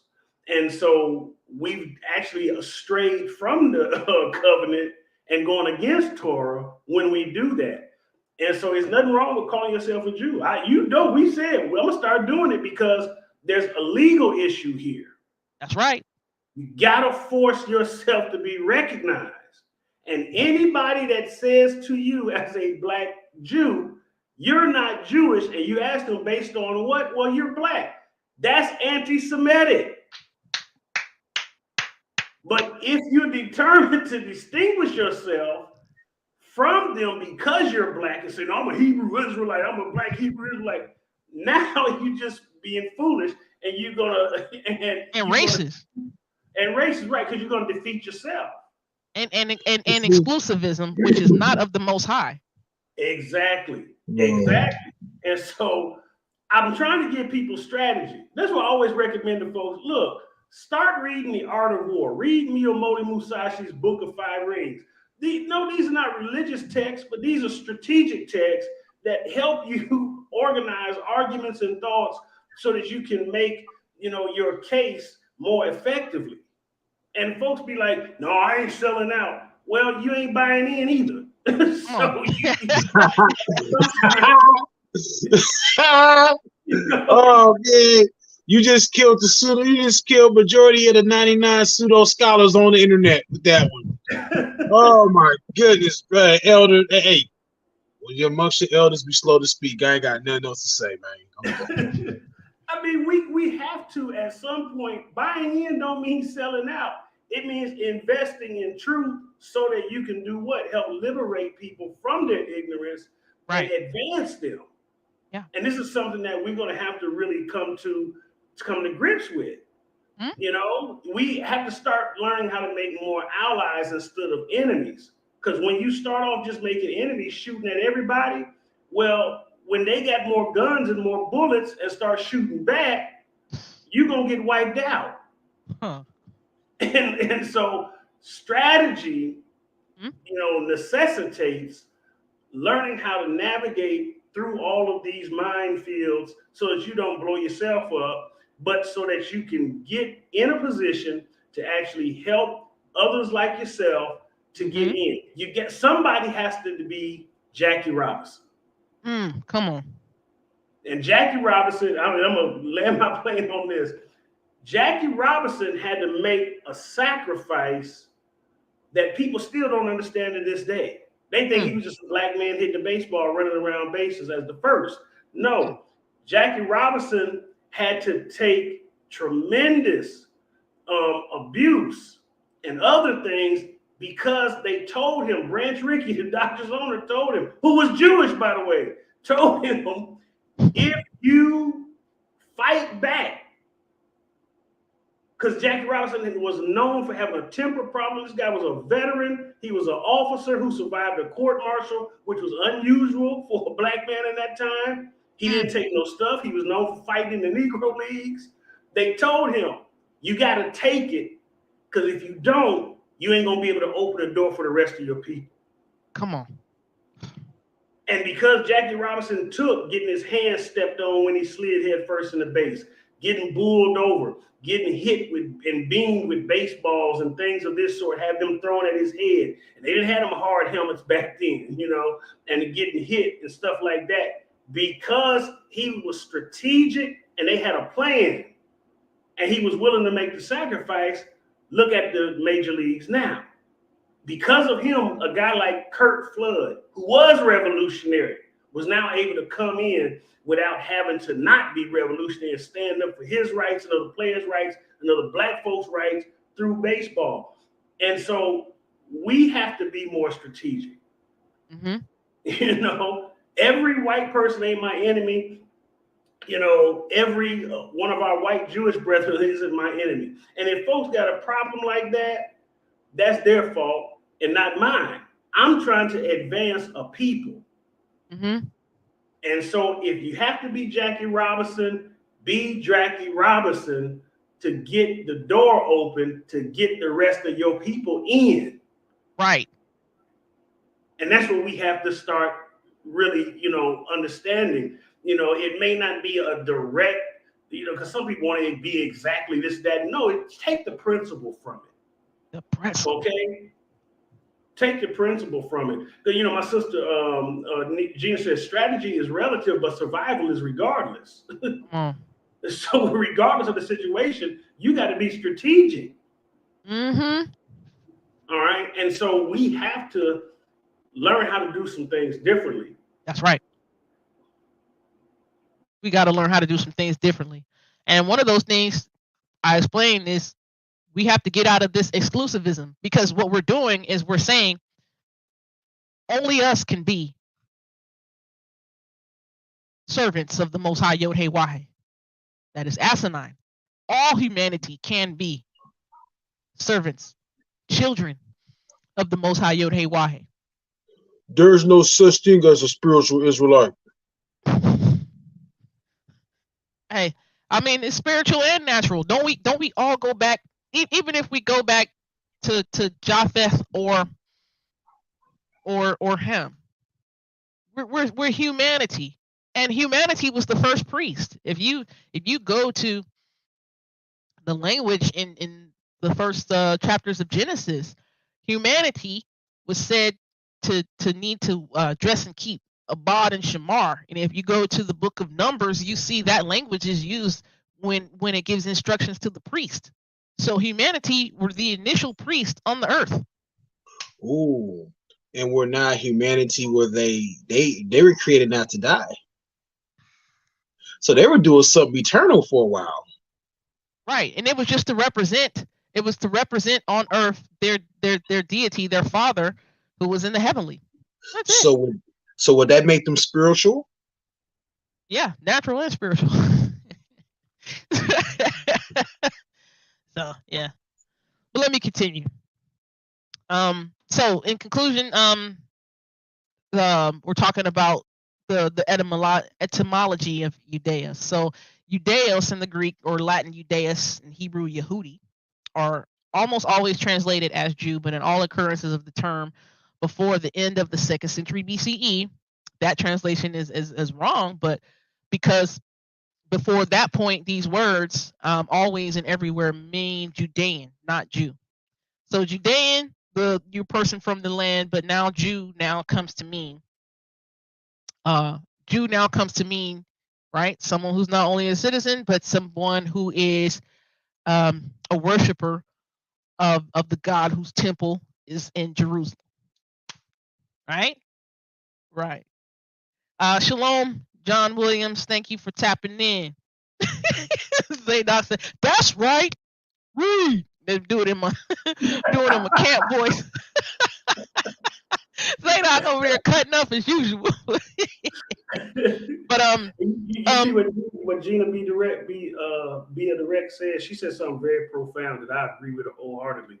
And she said, perhaps the issue is that we're attempting to create or perpetuate labels from our understanding and not UAYA. And she's exactly right. I agree with that 1,000%. 1,000%. I wholeheartedly agree with that. We're coming up with definitions to, like you said, try to distinguish ourselves or try to separate ourselves from our brothers who may not have as much melanin as we do. I think that's sick. No doubt. All right, so and I know people were asking for the link to join in here. I'm definitely willing to give the link. I don't want this to go over like 12:30 because my husband is gonna get me because we gotta go hang out and get our Wakanda on. You know what I'm saying? Because I do want to allow people in. I know there was the Israelite ICOK, I believe, who asked about it. Maybe Zadok wants to get in. And Hashem Zadek, you said some very gonna have to pocket that one and look into that later. Yeah. Hey, the stuff in the Hebrew, whew. Sometimes you see it in that language and then it comes to light. Sometimes the translations don't do it necessarily a great service, but yeah. Dress and keep. That means work and serve. Work and serve. Work, serve, and keep. Guard. So that's all humanity. We're supposed to be doing that. So Jew, at least in English, is a religious term. A Jew is someone who venerates the God of the Judeans, the God whose temple is in Jerusalem. Jew then denotes culture, way of life, or religion, not ethnic or geographic origin, right? So in the Hellenistic period, during the time of the Greeks, virtually all Judeans will have been Jews. That is, virtually all members of the Judean ethnos will have worshipped the God whose temple is in Jerusalem, right? During the persecution by Antiochus and let me say that name right. During the persecution by Antiochus Epiphanes, some Judeans become apostates and no longer worship the ancestral God properly. Right? So out of the clash between Judaism, the ways of the Judeans, and Hellenism, the ways of the Greeks, emerged two new definitions of Judeos that for the first time allowed Gentiles the opportunity to join the Judean people. And the first definition, I said, was political, right? The Judeans form a political community and could extend citizenship even to non-natives. Right? But they joined the Judean people and declared loyalty to the God of the Judeans. Now, declaring loyalty to the God is not necessarily say we believe in this God. We just loyal to him. We're going to go through these motions because we respect these people. Right? With the demise of the Hasmonean Empire, this political definition faded as well, but left behind clear traces in later Jewish reflections on the meaning and process of conversion to Judaism. Right? The second definition, and we're going to talk about the conversion at the climax of this, which I have to get to shortly, right? The second definition was cultural or religious. The Judeans form a religious community and could extend membership to non-natives who believe in the God of the Judeans and observe his precepts.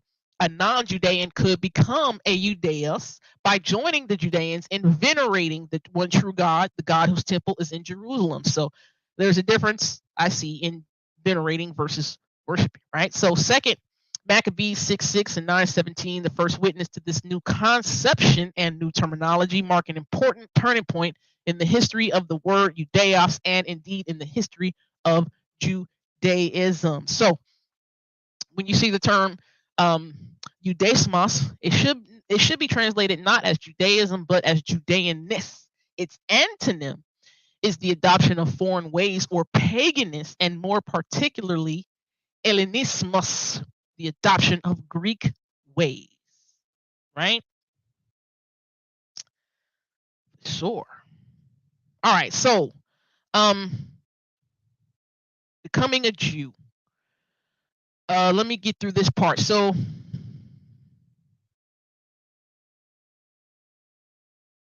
let me see. So in the century following the Hasmonean rebellion, two new meanings of Judeans emerged, right? So Judeans are all those of whatever ethnic or geographic origin who worship the God whose temple is in Jerusalem. That's the religious definition, or who have become citizens of the state established by the Judeans, the political definition, right? So with the emergence of these new definitions in the 2nd century BCE, the metaphoric boundary separating Judeans from non-Judeans became more and more permeable. So in this chapter here, this is the author speaking, the first of 4 on Gentiles becoming Jews. I studied the phenomenon historically, how they can become Jews, right?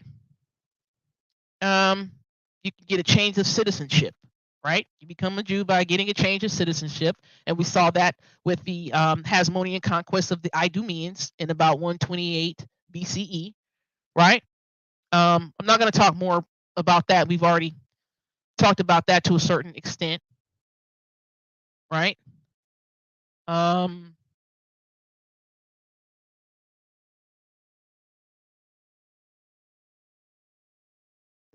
thing, okay.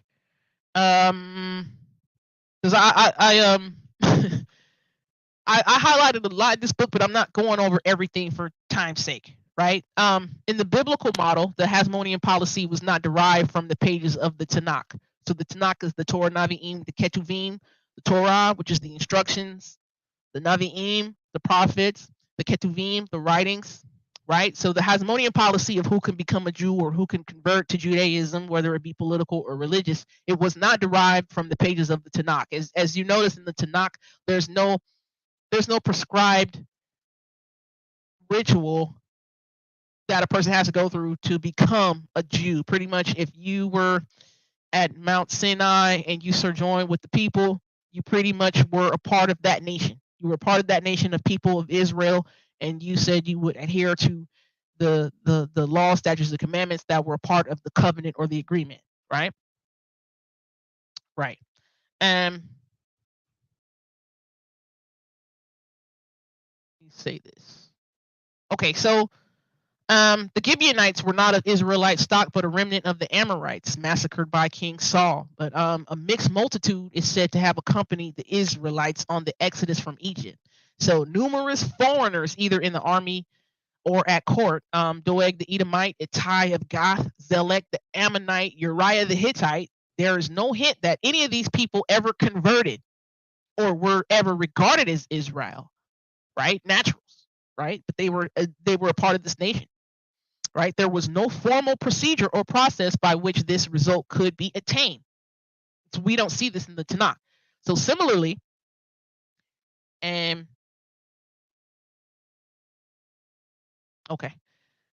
similarly, numerous laws in the Torah refer to the resident alien or ger.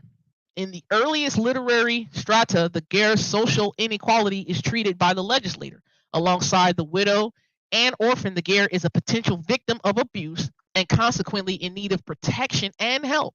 In contrast, the priestly sources, P&H, are primarily concerned to establish legal equality between the ger and the native. Phrases like "there shall be one law for you," the native and the ger alike appear frequently in the priestly text. I just talked about that in Leviticus a little while ago, right? But even the priestly legislators prescribe no ritual or vehicle by which a ger can ever become not a ger, right? But we're going to start to see some things. So if the resident alien wishes to eat of the paschal sacrifice, he must first circumcise all the males of his household. Circumcision does not make the resident alien into a native, however, rather it gives him the right to participate in a ritual that would otherwise be close to him. He remains a resident alien, right? So in the Greek, the word ger, the Hebrew word ger, would be parikas, right? And we start to see the word proselyte. We start to see the word proselyte, especially in the New Testament. So proselyte in the 3rd and 2nd centuries BCE, it did not necessarily mean convert, but watch this, by rabbinic times, to be sure, exegetes could securely distinguish those passages that spoke about the resident alien, the ger toshav, right? The dweller, and from those that spoke about the convert, ger sedek, a righteous convert, right? A resident convert and a righteous convert. So during the rabbinic times. Now, I know in Matthew 23, Yeshua says the Pharisees sit in Moses' seat. And in Moses' seat, they were supposed to read from Moses, right? The law of Moses, Genesis, Exodus, Leviticus, Numbers, and Deuteronomy, right? Yeshua did say, hey, whatever they bid you to do, do. But don't do as they do, because they say and they don't do. So the Pharisees are pretty much the sect from what gave way to them from the great men of the assembly. Before that, it was Ezra and Nehemiah. What Ezra and Nehemiah started to do was create reforms, right? Reforms. You start to see them interpreting things that are not even found in the written Torah, right? They say you got to do things this way, you know. So you have Ezra and Nehemiah. They start with the reforms. That gives way to the great men of the assembly being able to do reforms, to interpret things from the written Torah that would not necessarily have been interpreted that way before. And then you get the sect out of them, which is the Pharisees, right?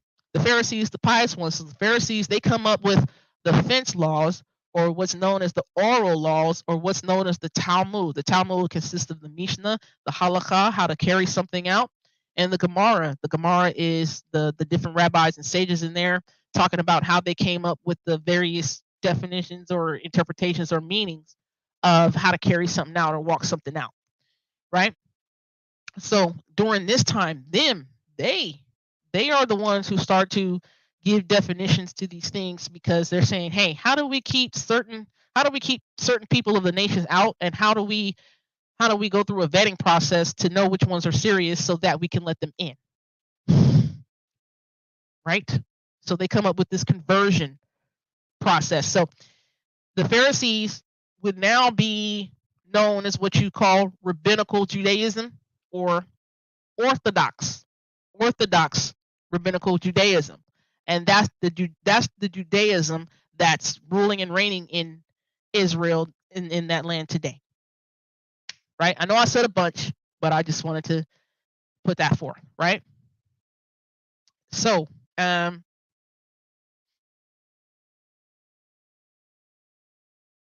me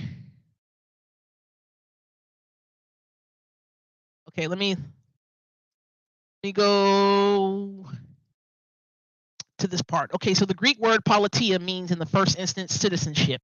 So the word also refers to the institutions and conventions within which a citizen exercises his citizenship. So law of the land or way of life would be better explained as politia. So the politia of an individual is his citizenship. The politia of a state is his way of doing things, right? So when Antiochus decreed after his conquest of Judea in 200 BCE, he said, let all those from this nation conduct their way of life, but the politia, in accordance with their ancestral laws. So we start seeing more definition of what it means to be a Jew, as far as you're a citizen, right? You're taking on this way of life in the public, right? Shanti. Yeah. I wanted, while you were talking, I went to the Talmud and I found something that I think you might think that you and the audience would think is very interesting, both you and Brother B.A., because the things you're bringing out about what a Jew is, and this all speaks to not only those who are blood-born, but also converted. And that seems to be something that when people get caught up with color, they forget what the mission of Israel is. Mm-hmm. And the Talmud, there's a very interesting part. If I could show it on the screen. Hold on. What tractate are you in? Because I'm gonna bring something up. What tractate are you in? Let me see here. Which one does this say? Yeah. Give out. I'm gonna bring stuff up, but you know what I'm saying. Yeah, because I got. Well, what part? Are you looking at the Mishnah, or are you looking at? He looking at it again. Tractate. I'm in the because I pulled up multiple Talmuds, so I'm looking at Mishnah. Okay. Well, yeah, Mishnah Gemara here, but this one says, let me see here. Well, this is tractate? In the way that this is chapter 8, but this is tractate. Let me find it. It's a name for it. Is it Yevamot? I'm looking for the name right now because is it? What's the other one? Ado Zarah? Was that the other one? Avodah Zarah. Avodah Zarah. Yeah. Because what I'm looking at right now is kind of just breaking down the notes. Like it has the different rabbis here, like R. Elazar and R. Yohanan.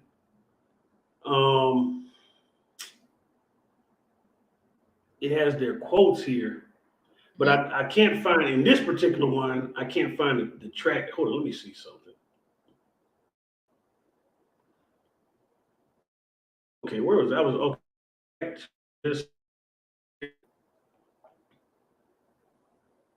So this is, I think, I was just in. You cutting out. How, or here, this one said, here. I got track. Yeah, you cutting out a lot. You cutting out a lot. We can sound like a robot, and then you was cutting out. I am gonna show something. I got about half an hour left. You know what I'm saying? I got about half an hour left.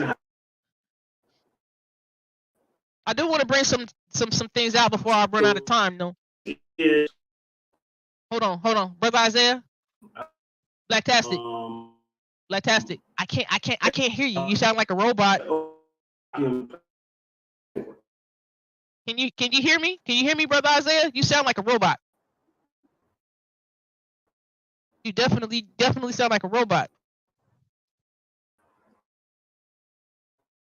He having some issues with his computer. Okay. Until he comes back, I want to bring some things out because I got about half an hour left. Right? Does the Hebrew Bible contain the idea that a non-Israelite can somehow become Israelite by believing in the one true God? The answer is no. Because the link between God and his people is not natural but covenantal, and would seem to allow others to choose God to be their Lord, because of that link, right? Because of the covenantal. So Israelites became a nation by standing at the foot of Mount Sinai and binding themselves to God and the Torah through an oath, right? Just as there was no established mechanism by which to allow outsiders to become insiders, as the author discussed above, there was no established mechanism by which to recognize Gentiles who had come to respect Israel's God. All right. For the idea that Gentiles can become Jews or can join the house of Israel through a change in theology, the Hasmonean period provides the earliest attestation. So remember, 2nd and 1st century BCE. 2nd and 1st century BCE is when that comes. Brother Isaiah, are you back, or is your okay? Because he was sounding like a robot. But can you hear me better now? I can hear a little bit better. A little bit better. But I'll let you share. I'll let you share that. Okay, I'm gonna let you share that when you come back. After I'm gonna share some other things. I know because I'm pressed for time. But I'm gonna definitely let my brother Blacktastic share. I'm pressed for time. I got like half an hour. I'm gonna try to press it to 45 minutes later, but I know husband is gonna be like, "Oh my God, I'm gonna try to press it." Okay, so Judeans too were linked together originally by common blood, common language, a common mode of worshiping God, and a common way of life. But this fact was to be an obstacle to the complete enfranchisement of converts. So Judean did not retain a linguistic meaning at all. The verb to Judaize never means to speak Hebrew, and there's some things about Judaize in here. Hopefully I get to it, but Judaize in classical in the Jewish sense meant to act Jewishly, and what it meant to act Jewishly was to take on not only the written Torah but also the oral law as governing oneself. In that the people who established the oral law, they said you had to be circumcised in order to be saved, in order to be a part of the people, in order to get into the kingdom, right? So that's what it meant in the Jewish sense, in the original sense, to Judaize, right? But the Christians later on changed the definition, a definition that would not be known to any Jew at all during this time, right? So the Christians want to come and change the definition and say, hey, to Judaize means to try to make someone follow the law, statutes, and commandments of Moses. It never meant the Christian definition. It always meant pretty much someone who's telling someone, a convert, hey, you have to go through our conversion process. You have to circumcise yourself. You have to go through this mikvah in order to be saved, in order to be seen as the people who are going to get into the kingdom, right? That's what it meant, right? So in the Hasmonean period, common mode of worship and common way of life became much more important in the new definition of Judean or Jew. And so a Gentile could become a Jew through worshiping the God of Jerusalem, or believing firmly in God, and or adopting a Judean way of life, so observing the ancestral laws of the Judeans. It was this Hasmonean redefinition.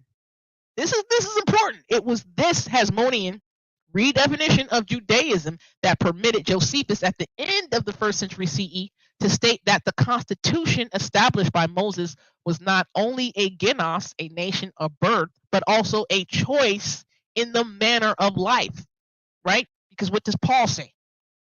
Paul says, for he is not a real Judeos or Jew who is one outwardly, but he is a Judeos Jew who is one inwardly. If you're trying to keep the law, statutes, and commandments, if you're pursuing those, right? That's what makes you a Jew, right? So the noun Judeos is the name not of an ethnos, but of a choice in the manner of life. For if there be someone not from the nation of the Jews, a Gentile who accepts the ways of the Jews and becomes a proselyte, this person would properly be called a Judeos, right? All right, that's Brother Blacktastic. And I'm going to let you share that in a hot second. So Judeans redefined Judaism or Jewishness so that it too could become a portable culture. And the notion of Judeos was not completely sundered from all connection with the land or people of Judea, but was opened up sufficiently to become like a Greek. You take on the ways. It's a cultural term designating a way of life. So one could be a Macedonian and a Jew, a Syrian and a Jew, a Cappadocian and a Jew, a Russian and a Jew, a Yugoslavian and a Jew, Polish and a Jew, right? If one worshiped the God of the Judeans and or followed the ancestral laws of the Judeans, one became a Jew, right? So the redefinition of Jewish identity came in the Hasmonean period, right? That's the conclusion of that, right? So remember, it's a political term. Politia, you took on the ways of the people of the land, you became a citizen, or you could take on the ways of following or worshiping the deity of the God whose temple was in Jerusalem. That's your religious or cultural thing, right? Right? Or you were a Judean by birth if you were birthed in that land, right? Those are the definitions of your Jew, right? All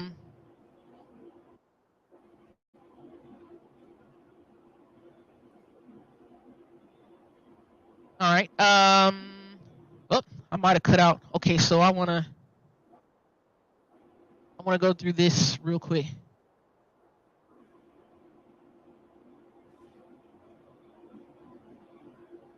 Okay, I already explained a little bit what a Judaize was since I'm pressed for time here because I want to let Blacktastic share his thing here. I want to share this first so I get everything out. And I apologize, Blacktastic.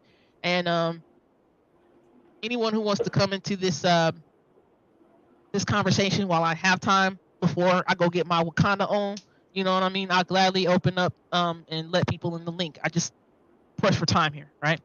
So you don't have to apologize for anything. You getting out great information. I'm learning as I'm listening. Oh, for sure. All praise to the Most High. So this is the last thing I wanted to share. This is the climax of what I wanted to share. So what's going on in the land of Israel is that it's legislated by the sect of the Orthodox Jews, which is the Rabbinical Jews, right? The Orthodox Rabbinical Jews. So if you want to make Aliyah or live in the land or return to the land, they'll say you have to convert. And they'll tell people who are already Jews that they have to convert, right? And this is crazy, I know. They'll tell the Limbas, they'll tell the Igbos, they'll tell the Falashas, the Fulani, the Ethiopian, the Yemenite, the Ghanaian. They'll tell all of these Jews that they have to convert. This is the reason why. Because this sect, the Orthodox Rabbinical Jews, they're saying, hey, we're the end-all be-all. We have had influence since the first century as to we're the sect to determine what other sects are, you know, as far as them being Jews. Now, they know there are other sect of Jews, like I said in the beginning, and the author alluded to, and the author stated, hey, different sects of Jews have subcategories within their group that determine their Jewishness, right? But what legislates the land of Israel right now, they say, hey, if You want to come in here, you're gonna have to go through our ritual process. So the Fulanis and the Falashas and the Ethiopians and the Limbas, they may have oral, they may have written, they may have archaeological, they may have a way they've done things to solidify people in their community are Jews, which they are Jews, right? But if they come over and say we want to come into the land and live in the land, the Orthodox Rabbinical Jews will say, hey, you need to convert. So this is the documented rabbinic conversion ceremony. This is documented in Tractate Yevamot 47a and b, right? And also in Gerim, Tractate Gerim. This is why I was asking Blacktastic what was he going to share, because I didn't want to share the same things, but I'm going to let him share afterwards if it's different from this, right? So I know I've repeated the same things over and over again. I just want to make clear, and I want to make sure everybody has an understanding of what's going on, right? So it says here, the ceremony that marks the conversion of a Gentile to Judaism is depicted twice in ancient rabbinic literature. First, in the Babylonian Talmud, Tractate Yevamot 47a and b, and later with substantial variations in the post-Talmudic Tractate Gerim 1 and 1. All right? So, I don't know if I can make this bigger. Don't know if I can make this bigger. Okay.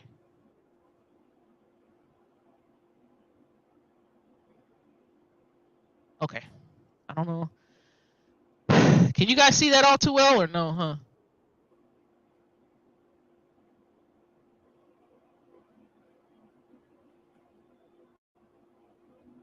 Smaller and smaller as I try to make it bigger.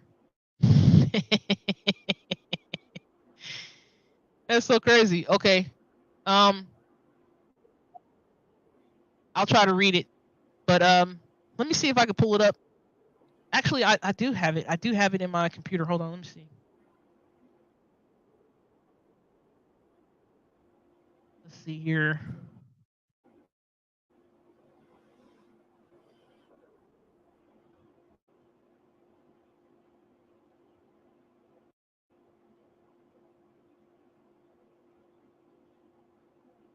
There we go. Okay, let's see if I can bring it up. This is Yevamot 47a and b.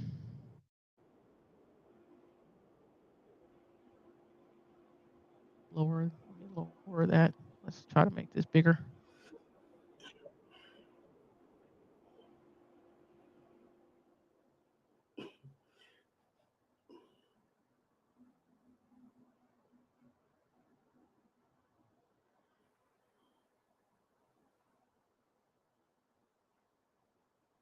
I probably got to get a new mouse because this thing is like, I try to expand the pages in a certain amount of time. It's like, nah, Shanti, we're not messing with you today. You know what I mean? So, oh no, close that. Okay. Okay. There you go, because I had it highlighted. This is the last thing I want to share, and then I'll let Blacktastic say what he got to say. So this is Yevamot 47a and b, and Gerim, Tractate Gerim. I could try to pull it up in a fashionable amount of time, but if I just show this, you guys will get the gist of what's being brought out. So Yevamot 47a and b, this is the conversion process here. Our rabbis taught, if at the present time a man desires to become a proselyte, he is to be addressed as follows. What reason have you for desiring to become a proselyte? Do you not know that Israel at the present time are persecuted and oppressed, despised, harassed, and overcome by afflictions? If he replies, I know, and yet am unworthy, he is accepted forthwith and is given instruction in some of the minor and some of the major commandments. He is informed of the sin of the neglect of the commandments of gleanings, the forgotten sheaf, the corner, and the poor man's tithe. He is also told of the punishment for the transgression of the commandments.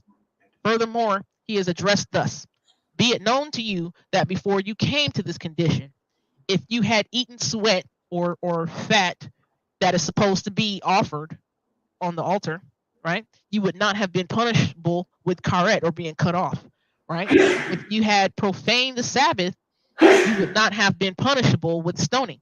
But now you were to eat sweat, you would be punished with karet, being cut off. Were you to profane the Sabbath, you would be punished with stoning, death, right? So this is death. And as he is informed of the punishment for the transgression of the commandments, so is he informed of the reward granted for their fulfillment. He is told, be it known to you that the world to come, the Olam Haba, was made only for the righteous, and that Israel at the present time are unable to bear it. Right? Unable to bear either too much prosperity or too much suffering. Right? He is not, however, to be persuaded or dissuaded too much. If this prospect, right, if he accept it, he is circumcised forthwith. Should any shreds which render the circumcision invalid remain, he is to be circumcised a second time. As soon as he is healed, arrangements are made for his immediate ablution or his mikvah, his dipping in the water, his baptism, right? When two learned men must stand by his side and acquaint him with some of the minor commandments and with some of the major ones. When he comes up after his ablution, he is deemed to be an Israelite in all respects. He is deemed to be a Jew in all respects. In the case of a woman proselyte, women make her sit in the water up to her neck, while two learned men stand outside and give her instruction in some of the minor commandments and some of the major ones. Right? That is the conversion process for the Orthodox Rabbinical Jews who are legislating this right now. So this sect saying they're the end all be all of the legislation of who's determined to be a Jew, especially if you want to come into the land and live there, right? So they're not saying the Limba Jews are not Jews. They're not saying the Igbo Jews are not Jews. They're just saying they're not Jews according to their sect. So each sect has what they determine as far as their customs, their traditions, and what makes them a Jew, right? So this is what's going on today. This is what's going on current. So, I just wanted to share that, but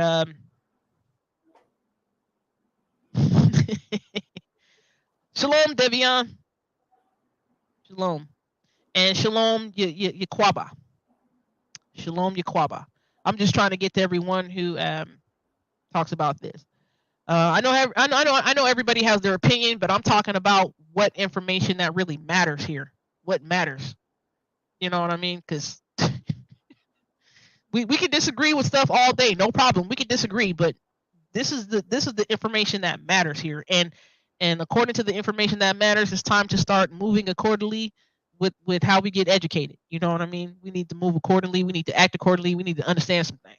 You know what I'm saying? So that we get in less trouble. So Blacktastic. Go ahead and share what you were going to share, my brother. All right. I thought this was pretty interesting. And when you were talking, it took me back to this right here. This is a track. This is Pasakum or Passover. Pesakim. Can you see it? Yeah, Pesakim. Yeah. See, that's why I always gotta have you on deck so you can pronounce this stuff. You know, I'm a little ghetto, so I'm a little ghetto in country at the same time. So my pronunciation always comes across. Right. You know, but one of the things earlier that was being alluded to was, and also to address a comment I see about us being a nation and not a religion. And this is what I'm talking about when people jump in at the tail end here from the beginning. And another thing is we make these declarative statements without understanding sometimes what we're talking about. So we become victims again to our own ignorance. Israel, from its inception, was an ethno-religious state or nation. That means that the religion is inseparable from the lifestyle or the culture. And that, as I mentioned earlier, Dr. Shlomo Sayed made it very clear that a secular Jew is a rather new invention, because in the historical classic definition of what a Jew is, you're not a Jew separate from the religion. Period. That's relatively new, where we have secular Jews who are people raised in the culture. You know, their parents or grandparents or different people may have been religious, but we have atheist Jews now.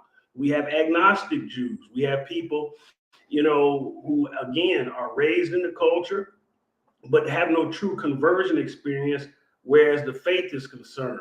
And this is what made Israel unique as a theocratic government. And so from ancient times till now, and we see it in the Talmudic writings, which ironically, a lot of what you read in Talmud seems to line up with what a lot of the apostles taught in the New Testament. But here's what it says, and I thought this was interesting about the whole conversion thing, because when we understand how the rabbis before us and how the nation thought, it should help take us out of this racial ideology. And so here's what it says here. Our Eleazar said again, the Holy One, blessed be he, sent the children of Israel into exile among the heathens only for the purpose of acquiring more converts. As it is written, and he goes to Hosea chapter 2, verse 25, and I will sow her for me in the land, and as a matter of course, sowing is done in order to reap a harvest. Our Yohanan infers it from the next passage. I will have mercy upon her that had not obtained mercy, refers to the heathens who were not yet converted, and upon whom mercy will be had by scattering among them the Israelites as fruitful seed. Now, here's what's interesting about this. They look at scattering of Israel, even though we know that Israel was punished for its idolatry and rebellion, not only for breaking the first covenant, but for rejecting the offer of the second covenant through Christ, when they told Pilate, let his blood be upon us, upon our children's children. But the elders said that the wisdom of the Most High in this was that he scattered a people amongst the nations who had true knowledge of him, so that they could do what? Teach the nations and convert them to the ways of Yah. You see what I'm saying? And so what we have done, though, in particular in the West, is that we have made the scattering, you know, and a captivity of sorts, to the point that we only focus on the enslavement and the injustice that's done to us, and not on the mission that we're supposed to be conducting as Israel. And so we made the misery of our situation, which we brought on ourselves, more important than the mission that we're supposed to be accomplishing. All these things we talk about, oh, we awaken now to who we are, and I'm in the truth now. The truth isn't really about who you are. The truth is about who Yah is and who you are in him. If it's just about you, then it's not the truth at all. It's a lie. And you can't convert nobody to being you. You got to convert them to following him. And so this is something that we have missed on a lot. And it's something that we really, really, really need to get back to in terms of our focus, because the captivities that we've been through, and there's been several, the scattering, these are all tests for people who failed in the faith to now get back into right standing. And when we keep focusing on revenge rather than our own repentance, we fell in the test, because it's not restoring us. It's exposing us for the reason why we went into captivity in the first place, because we're repeating the mistakes of the past with the same bad attitudes. And so if we haven't learned from what we saw others before us go through, then we're going to end up in a worse position in the days ahead or things to come when the judgment comes. And so we have to, again, look at the scriptures from Yah's point of view. And it's funny to me because somebody I agree with is now disagreeing, but this is the very thing they said. We got to look at it from Yahweh's point of view and not from our own. Our perspective on things doesn't matter if it's not his perspective on things. And so while we're where we're at, it's still supposed to be about our Father's business. Go ahead, Brother B.A. Well, you see, Elder, the truth is that we the children of Israel, Elder. And we got to cut back these laws, statutes, and commandments, Elder. And I hear what you're saying, Elder. But at the same time, I'm just playing. You know what it is, Elder. You know I rock with you 100%. It's good. Yeah, and then the other thing, I get what you said, because again, people focusing on what the Lord gonna do. Like I said, I'm reading the comments. Obedience is not complicated. It's our obstinance that makes it complicated because we don't want to do it because it's inconvenient or uncomfortable. The Most High's first act is to save people. Vengeance is upon those who don't want to be saved. It's the scripture says he's long-suffering and not willing that any should perish, but that all should come to repentance. We focus on things that we have no part in. We focused on him getting vengeance rather than on us getting salvation. We can't enact the vengeance, but that seemed to be the thing that we focus on. And so we out of focus. And if we're not careful, we're going to be out of faith because of the loss of focus. And so the whole thing about who we are only matters if we do what he said. You got being Israel come with a demonstration because the Bible is based on verbs. Action is what defines the noun. What you are is defined by what you do. And the spirit manifests through action. So I'm going to ask my two elders here on the panel, why was Abraham's name, why was Jacob's name changed to Israel? Well, it had nothing to do with his ethnicity, I can tell you that. Exactly. And then, go ahead, sis. It had to do with his faith. Yeah. God ain't waking us up to being black. If you've been black all these years and you didn't know you was black, you just blind. Ethnicity don't have nothing to do with skin color. He waking you up to faith, to salvation. Our ethno-religious mean the ethnicity and culture is tied to the faith. So the faith is the priority. Go ahead, brother. I'm sorry. But no, it's okay, Elder, because what stands out to me is that back then, before Israel was cursed, they knew who they were and they still disobeyed. So what difference do it make when it comes back, when the knowledge comes back, that all of a sudden you Israel, now you're going to be willingly obedient? When you knew you was Israel back then, you willingly disobeyed and transgressed the covenant. So what difference do it make now knowing you're Israel, but when you knew you were Israel, you were disobedient from the start? Do you realize that Israel, when they came out of Egypt, they were disobedient from the time they came out? When you read in Exodus, they could have went into the promised land. They could have went the shortcut. But the Most High said, their hearts are far from me.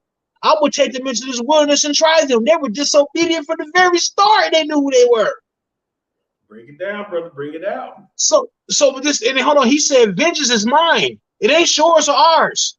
So what we should be worried about, since we understand we're Israel, maybe we need to learn how to allow the Most High to put punishment on those who deserve punishment.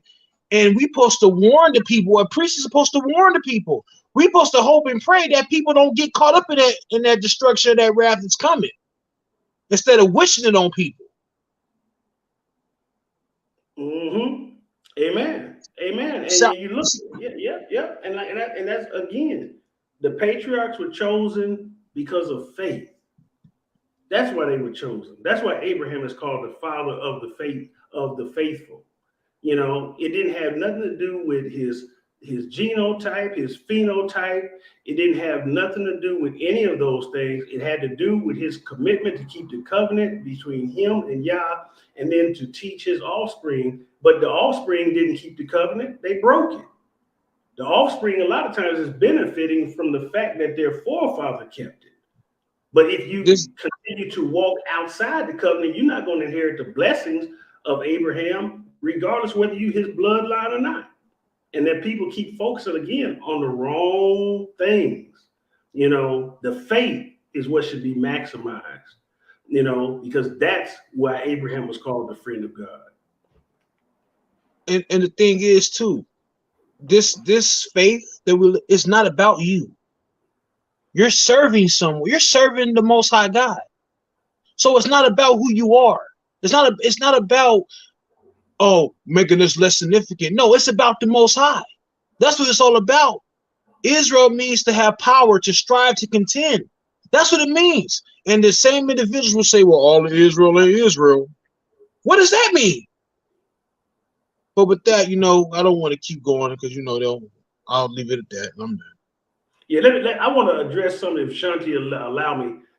Gina B. Direct said, for clarity, what I'm hearing now is that being ethnically Israel has no bearing on anything. Please clarify. I know it's not everything, but it matters.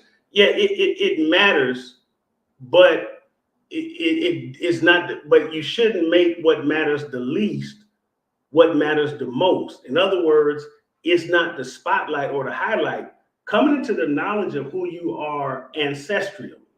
All right, as far as your ethnic, genetic, bloodline, ethnicity should make you more conscious and aware of the commitment to the covenant, not the commitment to your skin color or any of these other things. When you understand that being Israel, again, the ethnicity and the faith are one and the same, they're inseparable, it should make you it should provoke you, as the scriptures say, to love and good works, to be more committed, because you understand that you're part of a legacy and a heritage. All right. And so you want to do everything you should to keep that legacy and heritage according to the word of the Most High. But once you elevate that above the faith, which was the reason why Abraham, Isaac, and Jacob and their patriarchs were established, then you've made that thing an idol, because it's not the priority. It's there as a memorandum or reminder. This is who you are, now be who you are. And it's no different from the convert. Once you say, I take on the covenant and come into the faith of Abraham, now this is your new identity. You got to be true to that legacy, that heritage of faith, and you got to walk accordingly. Because I don't care if your DNA come back and say you 100% a descendant of Israel, they can trace all your lineage back through the Bible. If you don't walk according to the word, you're going to be lost just like anybody else that's not. Point blank, plain and simple. Israelites go to hell just like Gentiles. Heaven don't discriminate and hell don't segregate. Everybody gonna spend eternity somewhere. I see the smoky one in the room. The smoky one is in the room. And I want to say thank you for coming on, Brother Qatar. Ben Qatar. You know, I got about 10 minutes for you, and then I'm gonna have you close out because I gotta go get my Wakanda on. But I wanted to let Zadok, the guy Hop MC, come on in here and give his spiel. You know what I mean? Please contribute, my brother. Well, what in the traditions of men is going on here? See, you think you're slick. You think you're slick, ma'am. You're going to come on a Sunday afternoon, Sunday morning where you at, where people ain't really paying too much attention. You're just going to put all this information out there and then leave us to answer questions later while you up there putting up your little Wakanda X. You and your husband got Black Panther dashikis y'all wearing to the movie? Oh, we ain't got no dashiki. We just got regular clothes. We let everybody else do that. Okay. But no, hey, bless you, sis.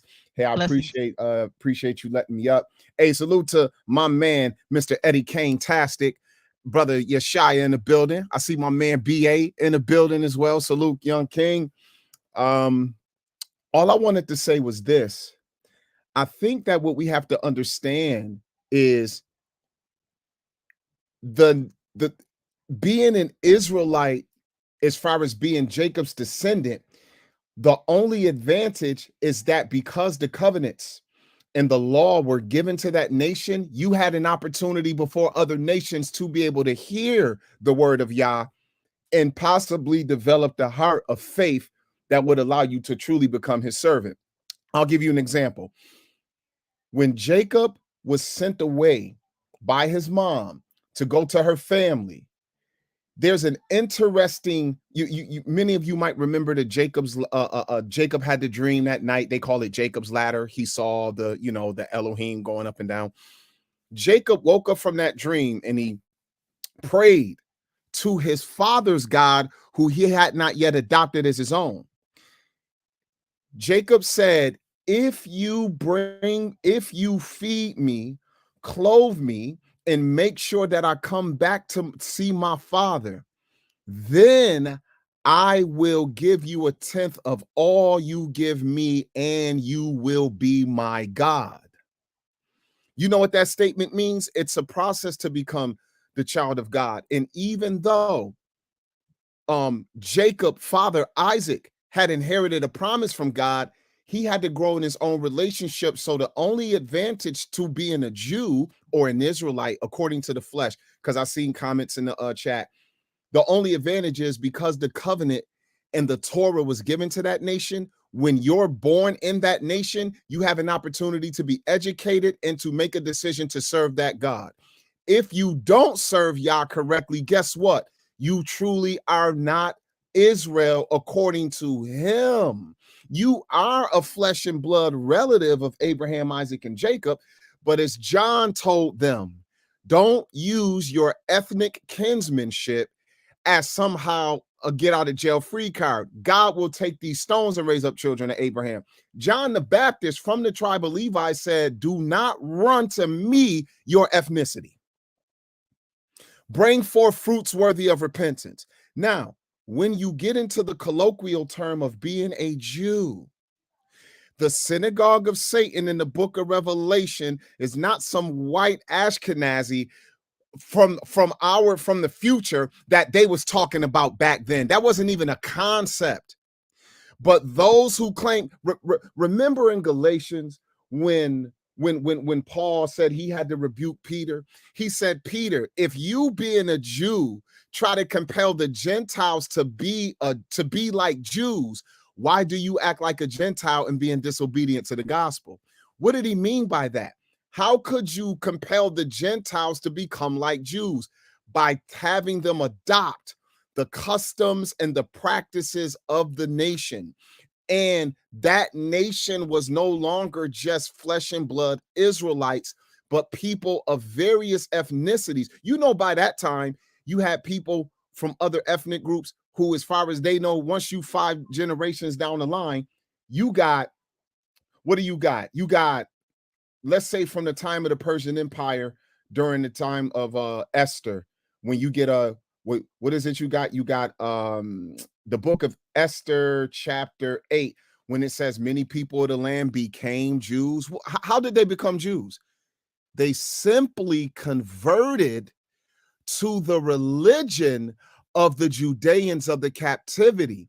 So by the time you get to Christ's day, you got people from other ethnic backgrounds who for 2 or 3 centuries have been considered Jews.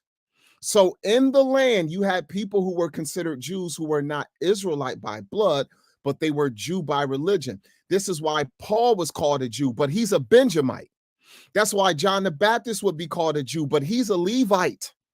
That's why the mother Anna, who seen Christ before she passed away from the tribe of Asher, would have been called a Jew, but she's an Asherite. So what I'm saying to you all is our sister is bringing inarguable information to show you that when you say who is the true Jew, you better off saying anyone could truly be a Jew, but everyone may not be an Israelite by blood. But now I'm going to end here. Some of us who might think We're Israelites by blood. Some of you might be damn Gibeonites, man. Some of you might be Edomites, man. Oh, don't say that. BA, I had to tell the truth. The TROOF, the truth. You know why? Because when them invaders came in the land, they didn't separate the Gibeonites by phenotype from the children of Israel. From the time of Joshua, you had a whole Canaanite tribe that had become, generation after generation, they were the personal servants of the Levites. Even to the time when Saul tried to genocide him, and when David took over the kingdom, there was a famine in the beginning of his reign. And when he went to Yah, he said, why you harming us like this, Elohim? He said, because of what Saul did to the Gibeonites. And when David went to the Gibeonites and said, hey, how do we make this right? They said, man, we don't want no war with our brothers in Israel. We just want to take it out on the man who tried to harm us. And David gave them Saul's grandsons, except Jonathan. Except Mephibosheth, who was Jonathan's son. And the Gibeonites in the land of Israel, who have at that time been with Israel for half a millennium, 500 years that far, they hung Saul's sons up. And then the Most High was pleased and ended the famine in the land. So how you know you ain't a Gibeonite? Because they were Canaanites, and they more than likely were a people of color. But as time go on, how do the Gibeonites live when they are the personal servants of the tribe of Levi? They live like Israelites. So if you came in the land, you wouldn't have been able to tell the difference, because they dressed, talked, served, and worshiped just like the native Israelites. So what I'm telling you all is that what the Most High has done with this nation is he showed you that in the spirit, God is going to adopt men who will, by the heart, come into relationship with him. Israelite don't mean you serve God. Israelite mean you were just given the first opportunity to do so. I digress. Ah, man, the elder has spoken. Smoke it! Smoke it! Yeah, wow.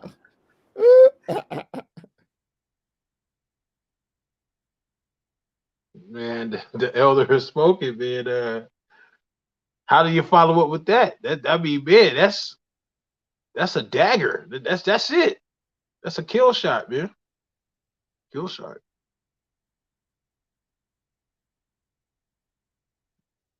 Well, I appreciate it. I came, hey, this was a good presentation, sis. I really was edified by it. You introduced me to a new source or two that I wasn't familiar with, so I appreciate it. And y'all willing, those who get to see this on those who hear, I know they edified, but I hope that the replay warriors really are edified when they get a chance to check this out. Hey, yo, Zadok, I've shared this book, The Beginnings of Jewishness, on a place that's called Clubhouse, and they disregard. I've shared this information over a year, and they just clearly disregard this stuff. I've been sharing it for real, and they just want to clearly ignore it. I mean, well, they have to, because it's not a community that's heavy into context or factual, provable history. It's a feeling. It's the Ruach told me. So, as long as the Ruach told them, they don't give a damn what somebody wrote in no book, even if it's the Bible. But let me stop though. Yeah, listen. Like my father said, once somebody tell you God told me, that's the end of the conversation. Stop talking. Because you can't reason with them and tell them nothing else. Right. You're right. I thank you. All praise to the Most High that you were edified by me bringing out this information. Please share this. Please distribute this out. Yeah, we always open up to factual information. That's going to corroborate what we've been talking about. We believe in. So thank you, Brother Blacktastic. Thank you, Brother BA. Thank you, Zadok, the God Hopping C, for joining in. I do got to hop out of here. 916 Shan Shanti Doc on the Facebook, 916 Shan on the YouTube. I was also on Debate Talk for You. Thank you for each and every last one of you here that have joined in, that participated, that contributed something even to the chat. But I hope that we can get better and do better and be better as people. Continue to spread love, compassion, grace, mercy, and long suffering. You know what I mean? We are to re-examine what it means to be followers of the Most High Yod He Wahe, especially through His Son Yeshua HaKohen HaMalek HaMashiach. Right. So I want to close out with the priestly Aaronic blessing. All right. This is Numbers chapter 6, verses 24 to 26. Yavarechacha Yahweh v'rishmaraka. Ya'er Yahweh panav elecha v'chuneka. Yisa Yahweh panav elecha v'yasem lecha shalom. May Yahweh bless you and keep you. May Yahweh make His face shine on you and show you favor. May Yahweh lift up His face towards you. That means accept you. And may Yahweh grant you with shalom, peace, wellness, wholeness. Thank y'all again. Please like, subscribe, and share. We out. Shalom uvracha. Wahavri.